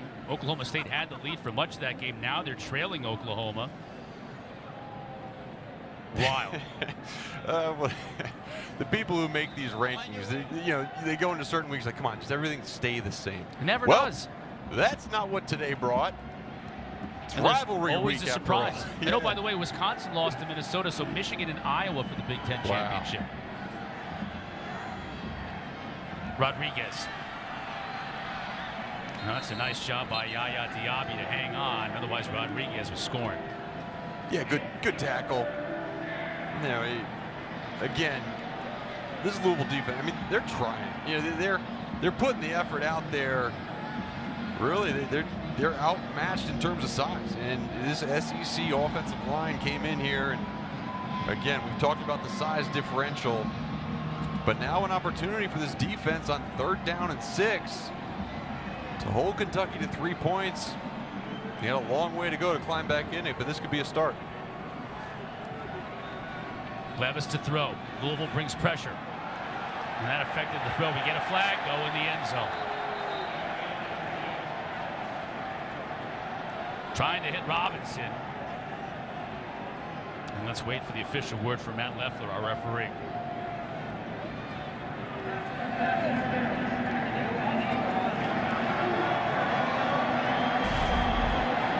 Yeah, he's working like Quinterio Cole, and you see just the quickness of Robinson. I mean, you know, he moved in about 3 or 4 different directions within 2 yards, and Quinterio Cole, all he could do was grab on. And again, it's that number 3 spot of this offense in terms of the wide receiver that they've been working over and over and over again, whether it's the hitch or whether it's that shake route in the middle. And they've created mismatches. Your best wide receiver on a safety, that does not bode well for Louisville. First and goal from the 2. Rodriguez, he'll score easily.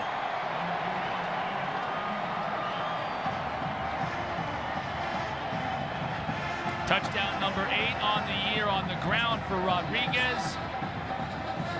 And the onslaught continues from the Wildcats. Just right at the middle. Followed the big offensive lineman in. Walked in for a touchdown. And I think they've been partying for a while in Lexington.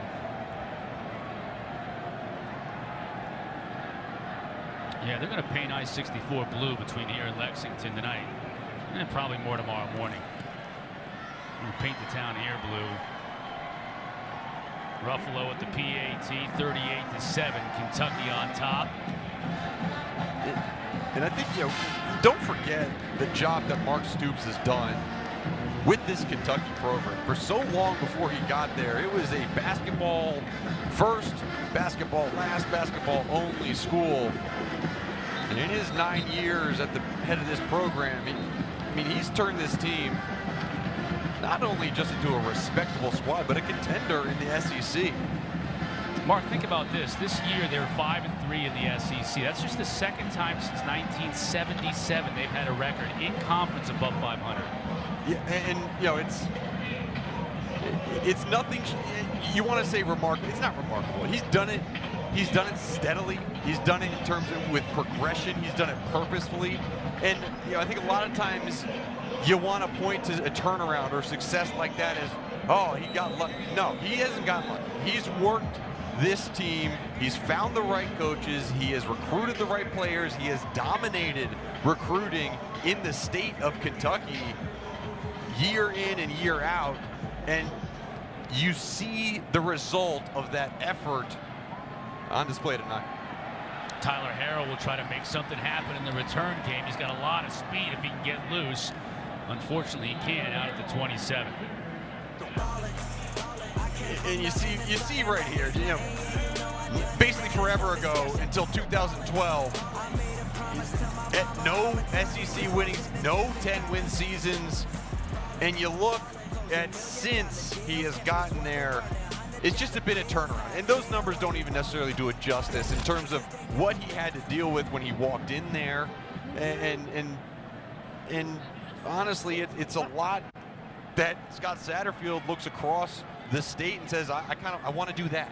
I want to do that with Louisville. And again, another basketball school. They've had more success than Kentucky had in terms of before Satterfield got there, but that's the blueprint. Win in-state recruiting, keep coaches around, and play with seniors and upperclassmen that have gone through the program and limit transfers. This transfer portal has either really hurt or really benefited programs that are trying to build. And Kentucky has retained their players and added a few key pieces, and this is the result. Kentucky, by the way, has 11 players on their roster from Louisville. And they've got some impact players that are local as Cunningham gets chased out of the pocket. He's just going to have to dance down the sideline and get what he can. Now we get a flag coming in and another one.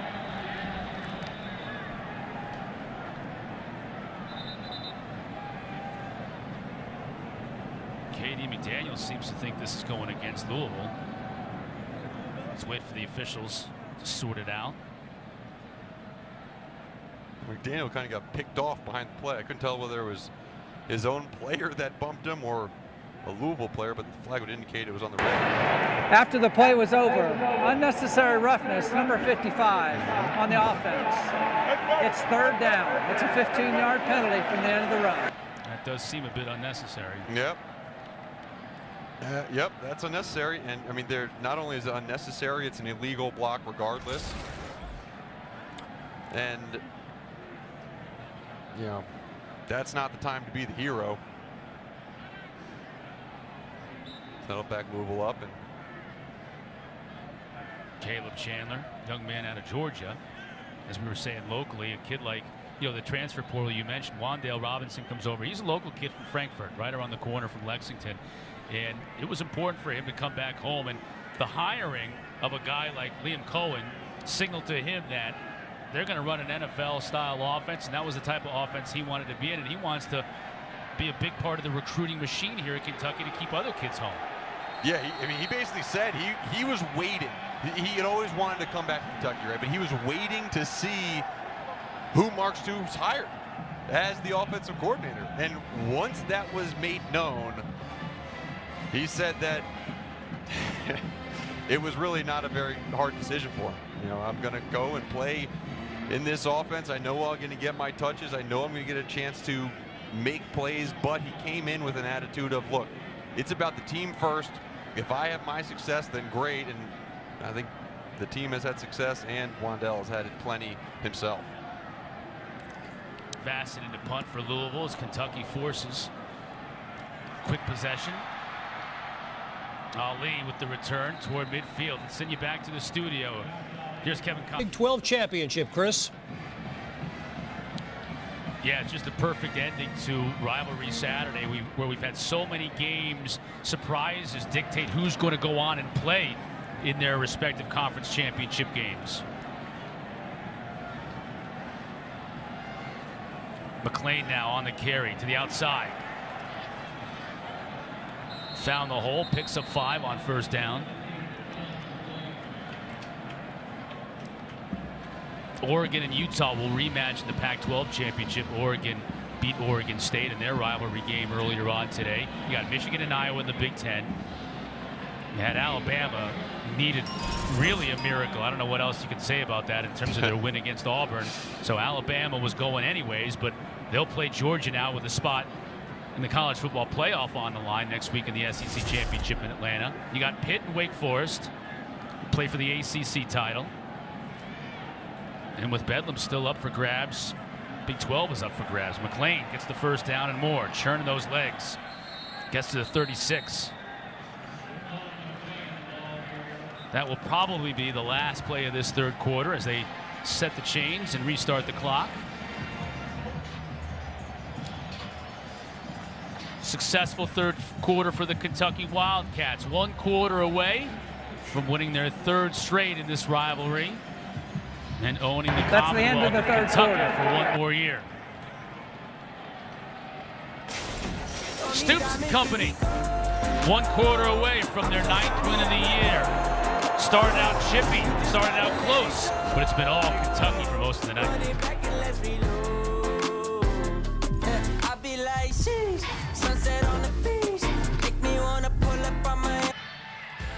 Chris Cotter, Mark Hertzlich, Jalen Johnson back with you in Louisville. Start of the 4th quarter. We talked about Championship Saturday next week and how things are shaping up. Everything is pretty much set, Mark, except for the Big 12 right now. Oklahoma leading Oklahoma State and Bedlam by 9 in the 4th quarter. The Pokes have the ball. But it seems like it's there are opportunities for teams, and whether teams make the most of them, like Levis has done today with his legs. Look at that move. Gosh. And he leapfrogs the defender. Okie dokie. Down to the 14. And that lights up the Kentucky bench. Wow. Just when I thought you couldn't be any more productive, you go and do that. Look at this. Yep. Made that dude miss and then just elevated. I've seen him try to jump a couple guys on 3rd downs, and he's been successful, but none as pretty as that. Landed on his feet, kept on running. I mean, man, Quinterio Coles made a lot of tackles tonight. It's the one that he didn't make right there that that's going to make the highlight. Everyone's going to remember. Tell you what, Will Levis, he's making a statement tonight on national television. Give the smoke. Give him about a yard.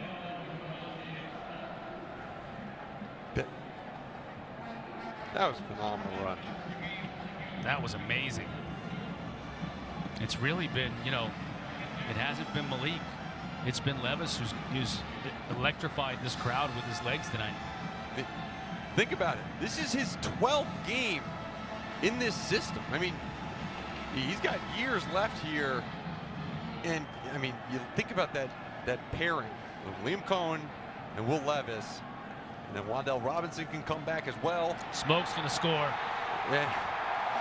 Kavosiey Smoke can come back. Chris Rodriguez can come back. I mean, when you look in terms of offensive weapons, this Kentucky team, they're just going to be reloaded again next year. Now, the big question is they're going to have to replace some offensive linemen, and they've been really good. Namely, number 79, Luke Fortner, their leader on that offensive line. But what opportunity this Kentucky team had, and I just, that's a guy riding high, feeling himself a little bit in a very good way.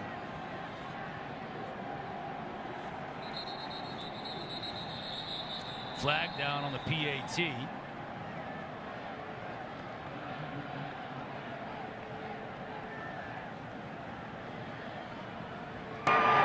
Snap infraction on the offense, number 46. 5-yard penalty. Try down. One of the few things that have gone wrong for Kentucky on the day. Move it back 5 yards. As Smoke receives congratulations from his teammates on his 4th rushing touchdown on the season.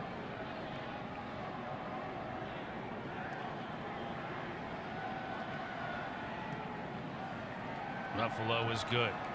Kentucky has dominated on the ground. 44 carries, 298 yards, an average of almost 7 yards a carry, and some spectacular runs from Will Levis.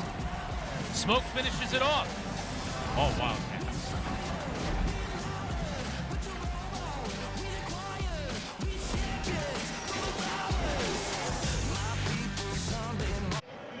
Record-breaking night for the Kentucky Wildcats, Mark. And we talked about the 3-headed monster at the beginning of the night, and they have lived up to all their reputations coming in. Yeah, look at all that. Yeah, Will Levis had 4 passing touchdowns last week. Well, he just does 4 on the ground, tied for most in a single game in school history. And you saw the other records that have been broken tonight, and it is those 3 guys. They've been phenomenal in this game. They've been phenomenal all season.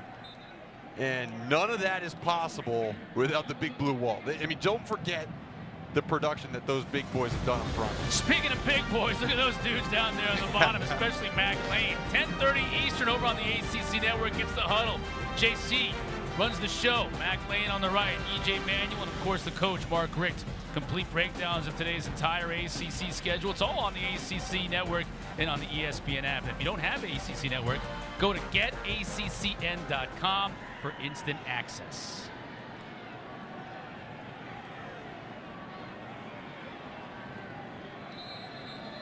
Louisville started this drive on the ground. Mitchell on the carry, picks up about 5 yards. Hasn't been a great day in the ACC when you talk about these games that are between different conferences. Georgia hammered Georgia Tech earlier today. Florida State got beat by Florida. Louisville getting hammered by Kentucky tonight. Wonder what's going on in that Clemson, South Carolina game. I'm gonna check that out here in a little bit.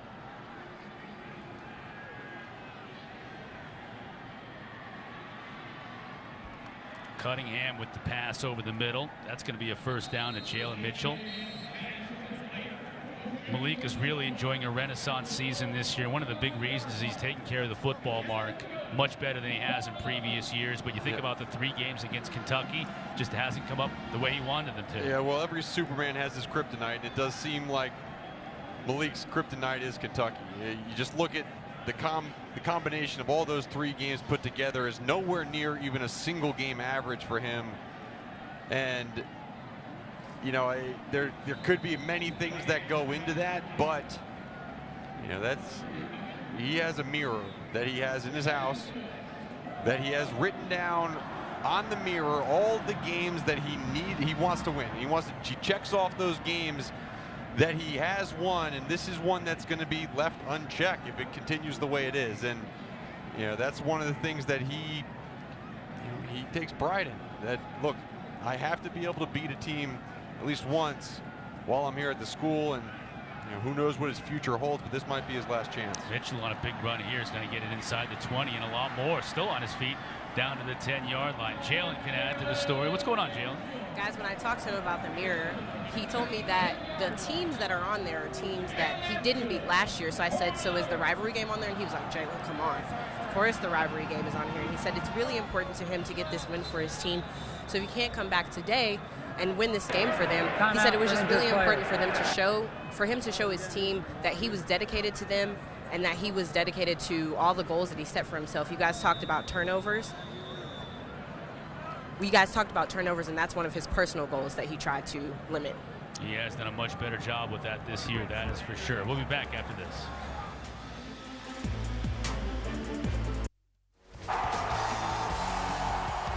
ESPN College Football Primetime is presented by Sonos. Experience game-changing sound made easy.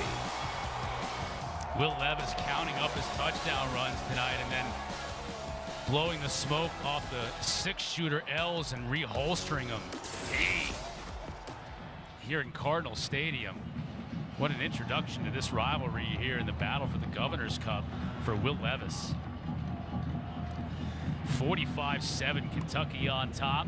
Still a good ways to go in this game, and both these teams are bowl eligible, so I imagine Kentucky fans will be making a road trip somewhere in Florida on New Year's Day after this performance today and the season they've had. Louisville, after a very disappointing year last year, the COVID year of 2020, bouncing back nicely this year and getting to a bowl. Give to Mitchell. He's going to be wrapped up and dropped for a loss.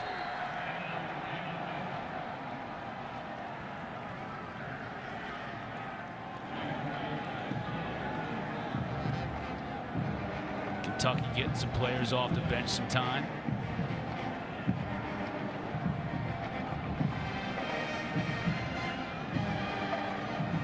Second down and goal.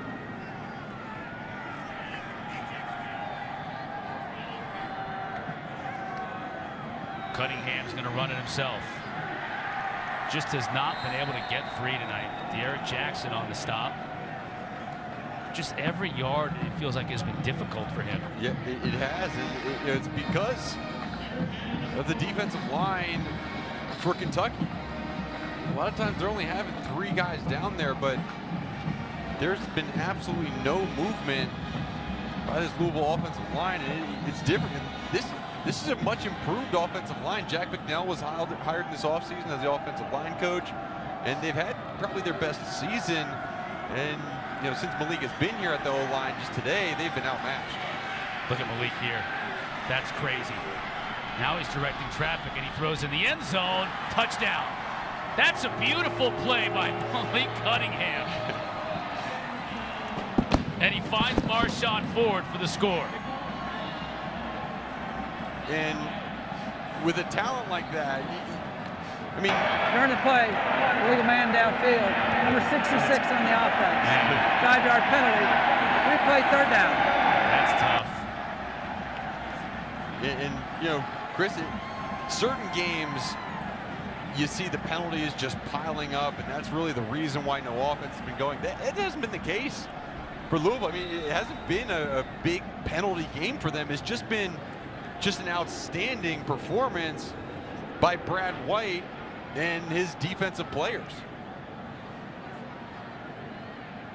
Illegal man downfield. How many times have you seen a beautiful play wiped out by just a lineman who gets an extra yard downfield, and totally away from the play? Yeah, and how many times do you see an offensive lineman like 12 yards downfield and it's not called either? It goes both ways. There's always that fine line between. But the ex-linebacker had to point that out. I did. Now Cunningham still in goal to go, still directing traffic. Now he's going to try his best to run for it, and just too much ground to make up after that penalty moved him back. And the ball was on the ground. The coach is going to get a penalty because he came out of the coach's box. A bunch of injuries down there too. We've got Cunningham is down. We have a Kentucky player down, and we've got a flag down on the play. Yeah, okay, so what happened was, as Malik Cunningham was going out of bounds, he fumbled the football. The football stayed in play. After the play was over, unsportsmanlike conduct against the defense, sideline. Half the distance, automatic first down. So he's going out of bounds, he fumbles the football, the ball appears to stay in bounds, no whistles blown. So everybody's just standing around the football. Timeout for an injured player. And the coach runs out of the 20-yard line box where he's allowed to be, and that's why the penalty flag was thrown. And now, taking a look at Malik Cunningham, now it looks like his left foot or toe. Just a wild series of events on that last play. And it was going to bring up 4th down and goal. However, with the penalty, it'll be an automatic first down, so 1st and goal, but they may have to do it without Cunningham. Yeah, let's watch and see if that ball does come out. So he's in the air. The ball touches down out of bounds. So, right, so that you see the ball touch on the white line, so that's out of bounds. Now, there was no audible whistle, and so it looks like you see the coach, and that's Brad Wright, the defensive coordinator, saying, look, there's a ball right there. Someone jump on the football. And then he realizes it. He tries to run back within the coach's restraining box, and it's a little bit too late on that one. Now, but here's the question, right? You know, I guess he's not allowed to go out of the coach's box regardless of whether the play was stopped or not. So that's why the penalty occurred. But this is maybe even the most important part of what has just transpired is Malik Cunningham is now going back to the Louisville locker room. Take one last look at it. Try and focus on his left foot.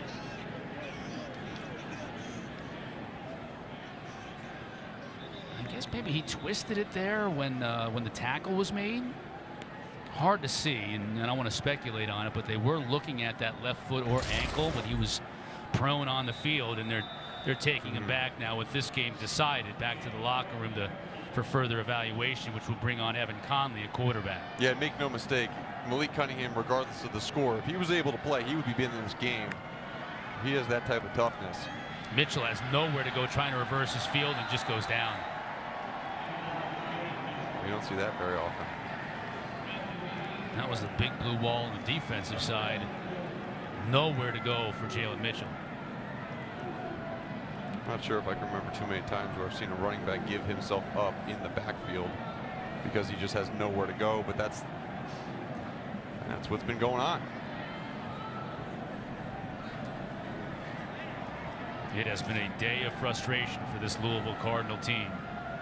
Remember, Kentucky took the opening kickoff, marched down the field on a long drive and scored. Louisville answered. It was 7-7 early in this game. It has been all Wildcats since until now. Louisville finally breaks through, and it's Josh Johnson on the receiving end from Evan Conley, who had to come in to spell Malik.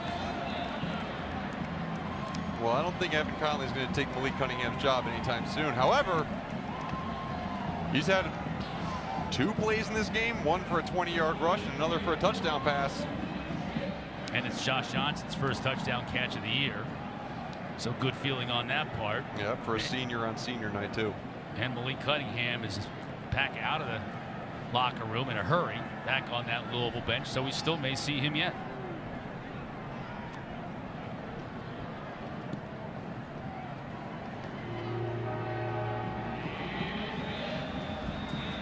Evan Conley comes on and throws his first touchdown pass of the year. Still Kentucky, though, big. 45-14, Kentucky on top. Hey, our Week 12 Monday Night Football matchup is here, and it's right around the corner. Russell Wilson and the Seahawks. In a must-win game, they're going to take on Taylor Heineke and the Washington football team.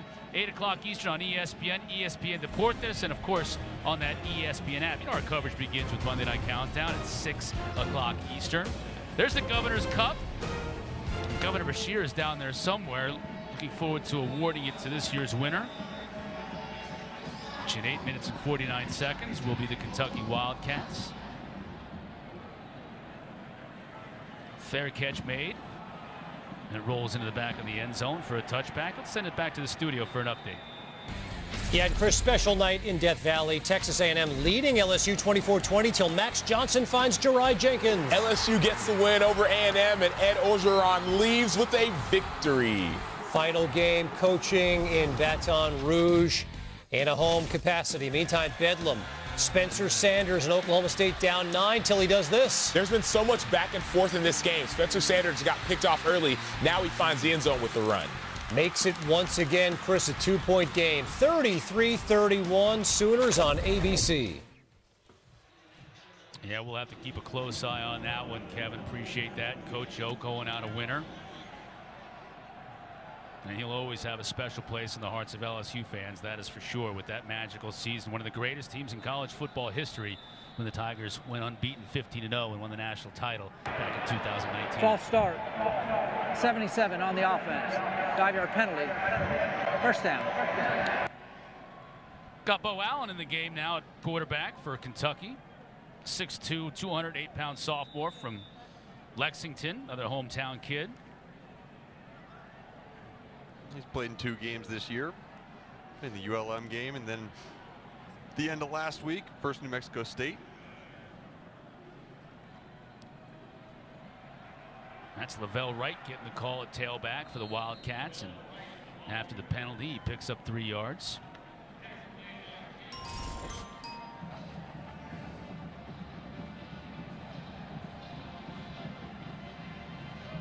You see a mix-up on the offensive line, too. They're kind of getting all their starters some rest right now. Getting a lot of the backups in this game. Saw at 62, Jager Burton. It's a great name. He's also from Lexington, true freshman.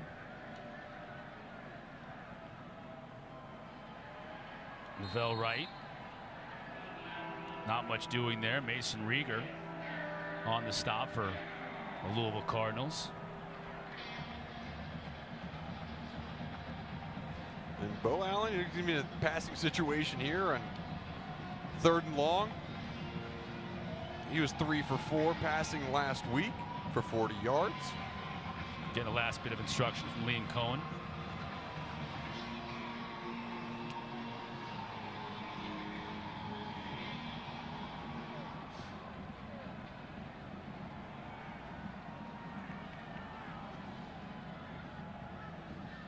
Allen to throw. Out here to the outside.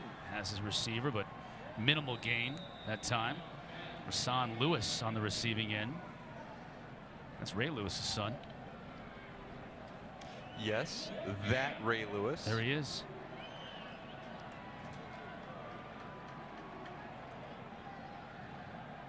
Just his 2nd catch of the year.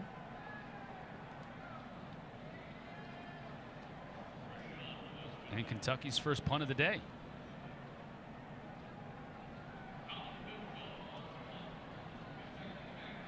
Colin Goodfellow is one of the better punters in the country. He's just been standing over there on the sideline all night long. Averages over 46 yards a kick. And it's not one of his better efforts. And it takes a Louisville bounce to the 45. Now he's been cold. There's Goodfellow. 45-14. Kentucky on top. It is a good number. Somewhere better than others. Welcome back to Louisville. Earlier this week for Thanksgiving, the Kentucky football program partnered with Southland Christian Church in Lexington to give back to families in need for the Thanksgiving holiday. So they went to about 5 houses. They gave away turkeys and sides, and each family got a gift card. And so the 2 players that went on this trip, Jaquez Jones and Chris Rodriguez, got to meet with families. And actually, Chris Rodriguez made a very, very, very special connection with one of the young guys at one of the houses and has agreed to be his mentor for the rest of his life. He signed on to be a good brother. So really cool stuff for Kentucky football. Yeah, that's pretty cool. And one of the many stories around college football this time of year where they get together and help out the community, and they really do it all year round, Mark. Both of these programs, Louisville and Kentucky, and so many others that we see all year long from the ACC and the SEC, spend a lot of time throughout the year, but during the holidays especially, to give back to their communities. Yeah, no, it is. And, you know, that's one of the things that makes college football special. You sometimes are from that community, sometimes you adopt a new community, and you spend some formative years of your young adult life growing in that area and giving back to those people of that area. It just goes a long way. And you know, talking to some of these Kentucky football players, you know, that Lexington area has become home to them, whether they're from there or not. And you know, what a fantastic way to give back by delivering those meals.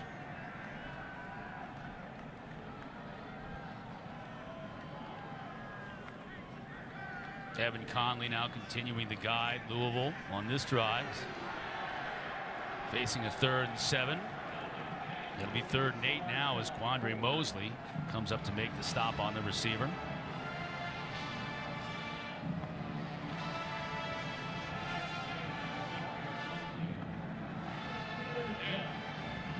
Mosley had his first start last week, and all he did was take an interception, 38 yards for a touchdown. Pretty good way to kick that off. For COVID senior out of Brunswick, Georgia, southeastern part of the state. Conley, that one was almost picked. Tried to force it in there to his receiver. Nice job breaking up the play by Carrington Valentine. We don't talk a ton about the defensive backs and the corners, especially for Kentucky, because they're rarely challenged downfield. They just, with the way the defensive front plays, there's not enough time for these quarterbacks to even get the ball downfield, but they have been good this year, and you know, they've been good in man, been good in zone. That time you saw the good plant and break by Valentine.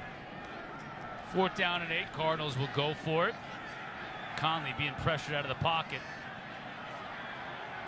And Maurice Berkeley was not able to pick up the first down, the necessary yardage. He came up about 2 yards short. So Kentucky will take over on downs. Kick off your Week 12 NFL Sunday at 10 a.m. Eastern with the Countdown Crew on ESPN. It's also on that ESPN app. They'll have all the early breaking stories, injury updates, and previews of each and every game right up to kickoff Sunday at 10 a.m. Mark Stoops, headset off. Walking the sidelines, proud of what his team has accomplished this season and tonight. They'll improve to 9-3 on the year. Already a 2nd place finish in their division in the SEC.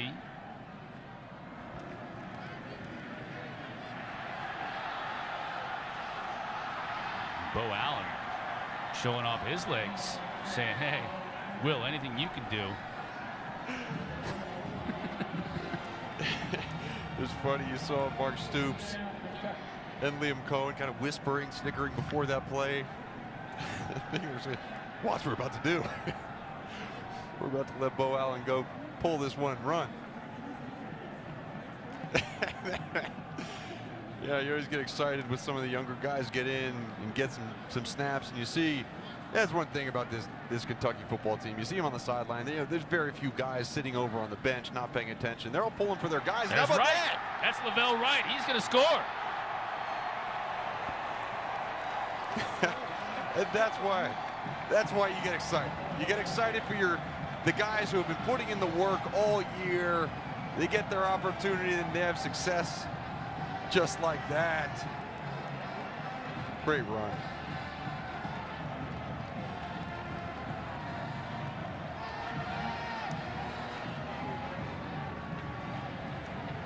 Most of the Louisville fans have left the building. Still a smattering of Kentucky blue remaining. Cheer on Lavelle Wright. He had a good couple weeks of football. Got into that end of the New Mexico State game. Carried 6 times for 75 yards. Had a 52-yard run in that one. How about this? Another big run. And you see some of those guys up front. They're going to be in the starting lineup next year. And the explosive nature of another running back in waiting for Kentucky. And a season high 364 yards on the ground tonight for the Wildcats.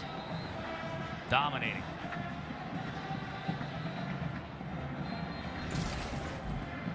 Tough way for this Louisville team to finish off this regular season. They're going to have a bowl appearance.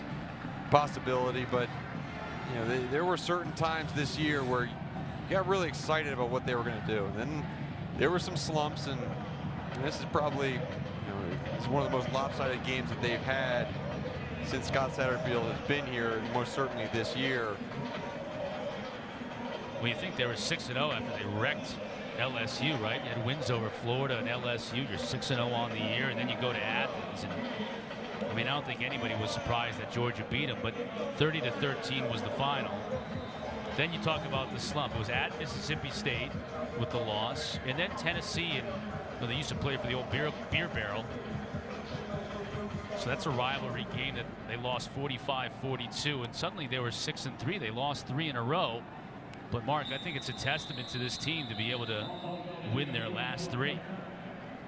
This is ESPN College Football Primetime. It's presented by Sonos. 3:54 left to go here. You see the staff at Louisville still coaching. Coach Satterfield still wanting to make the most out of this 4 minutes that he has on the field for this team. It's bowl eligible. Expect to see them getting their bowl assignment coming up here in the next 7 days. It'll be interesting. You know, there's certain bowl games that are slotted for certain conferences, and they're part of the ACC, which I guess last time I checked had 9 teams bowl eligible.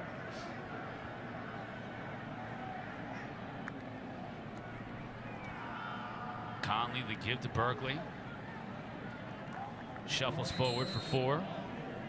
And certainly what goes into some of that bowl selection is also the type of crowd that you're going to draw, the type of playmakers that teams have. And Malik Cunningham, although didn't have that type of performance tonight, he is a guy that he'll draw a crowd, he'll draw some viewers.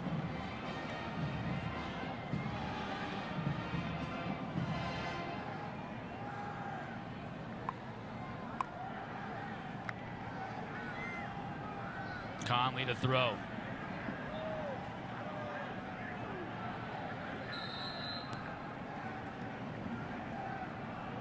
Gets it complete to Isaac Martin.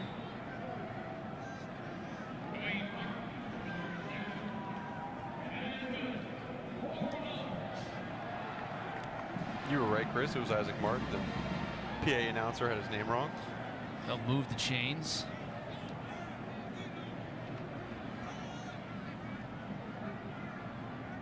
Every rep is important, whether it's practice, whether it's in a game, whether you're a second string, whether you're a scout team player that gets into a game. Every coach will tell you every single rep matters. And those last 2 runs for Maurice Berkeley, they mattered. They mattered to him. 5th-year senior. Works his butt off every day, every week. Absolutely. And he's had a role in this team in the time he's spent here. He's been a really good blocking back out of the backfield. A little bit of a power back a few years ago before Jalen Mitchell got here. Kind of that 1-2 punch to Javion Hawkins.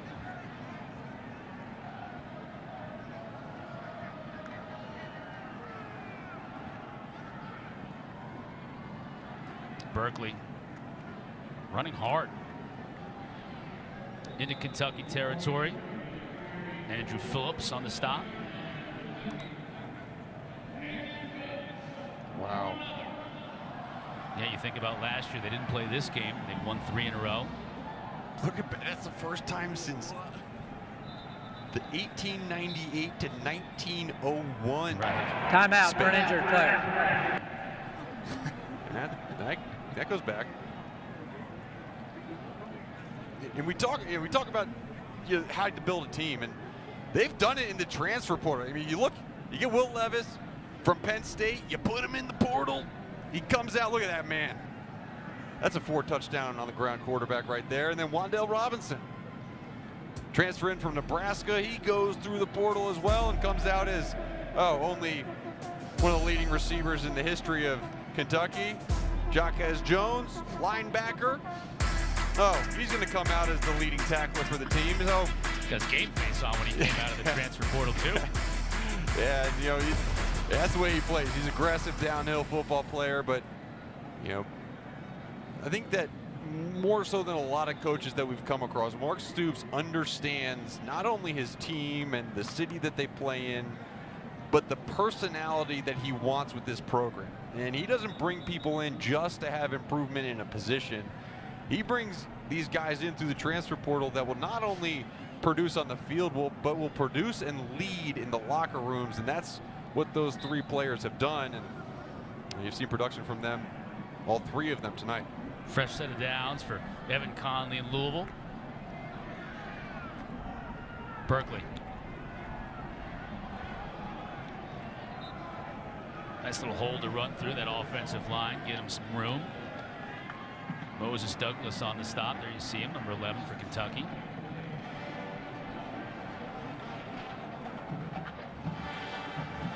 Clock ticking down, final minute here in Louisville. It has been an impressive display for Kentucky.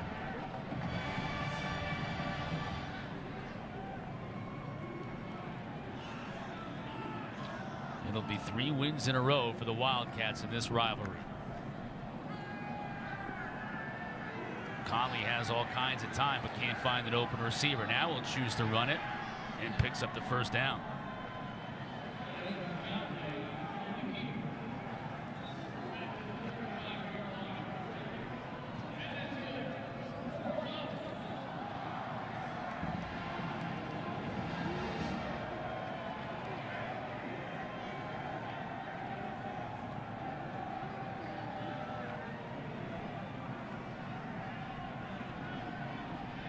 Conley over the middle has a receiver inside the 10 down to the 6. They're moving that football right now.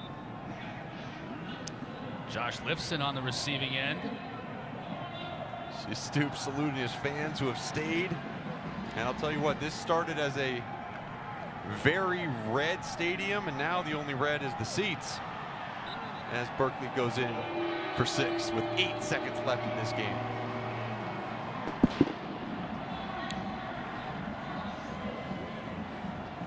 First touchdown of the year for Berkeley.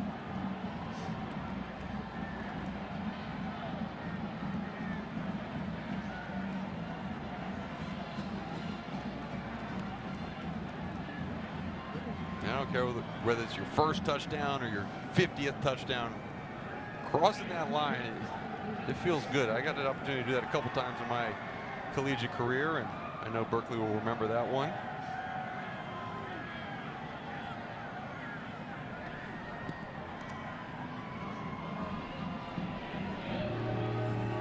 James Turner with the try, and it is good. 52-21, our score with 8 seconds left to go on the clock. Well, Chris, on this is the week of Thanksgiving, and it's always good to remind ourselves what we're thankful for, because we all have something to be thankful for. And I want to say I'm thankful for this crew, this football season, and my family back home. My wife Danielle, my son Boston, my daughter Jet, and we got another one coming on the way in March. So we have a packed house, but I surely am thankful for them. I'm thankful for this time we get to spend calling football together as well this fall, because when that third one comes, I'm never going to see you again. I'm never going to see you. I'm never going to speak to you. Oh, I mean, 3 little ones running around the house like that. Yeah. Oh, man. Well, your hands are going to go from full to overflowing, but I know it's going to be a blast. Yeah. It's always been a family affair for the Stoops family as well. Mark has really put his stamp on this Kentucky program.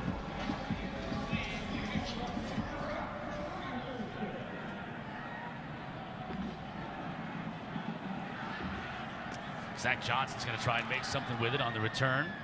And we'll have one more snap in this game before calling it final. And how about that man right there? If you didn't know the name Will Levis before tonight, you know it now. And you're going to see him on SportsCenter, hurdling people, juking people, running people over. And the future is bright for that young man. He had to make a decision to transfer from Penn State. He said his grandfather had a mantra that he follows: never give up. And there were times where he felt like leaving Penn State was giving up, but a lot of talk with his family and his father, and he has made the right decision. And Kentucky is definitely home for that man right there.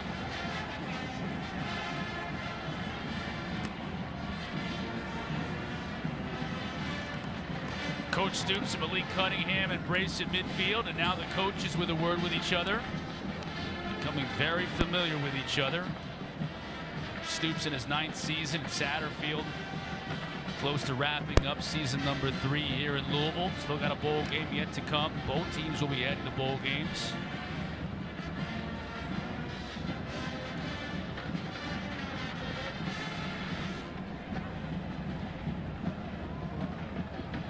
Kentucky impressive on both sides of the football, and there's the Governor's Cup.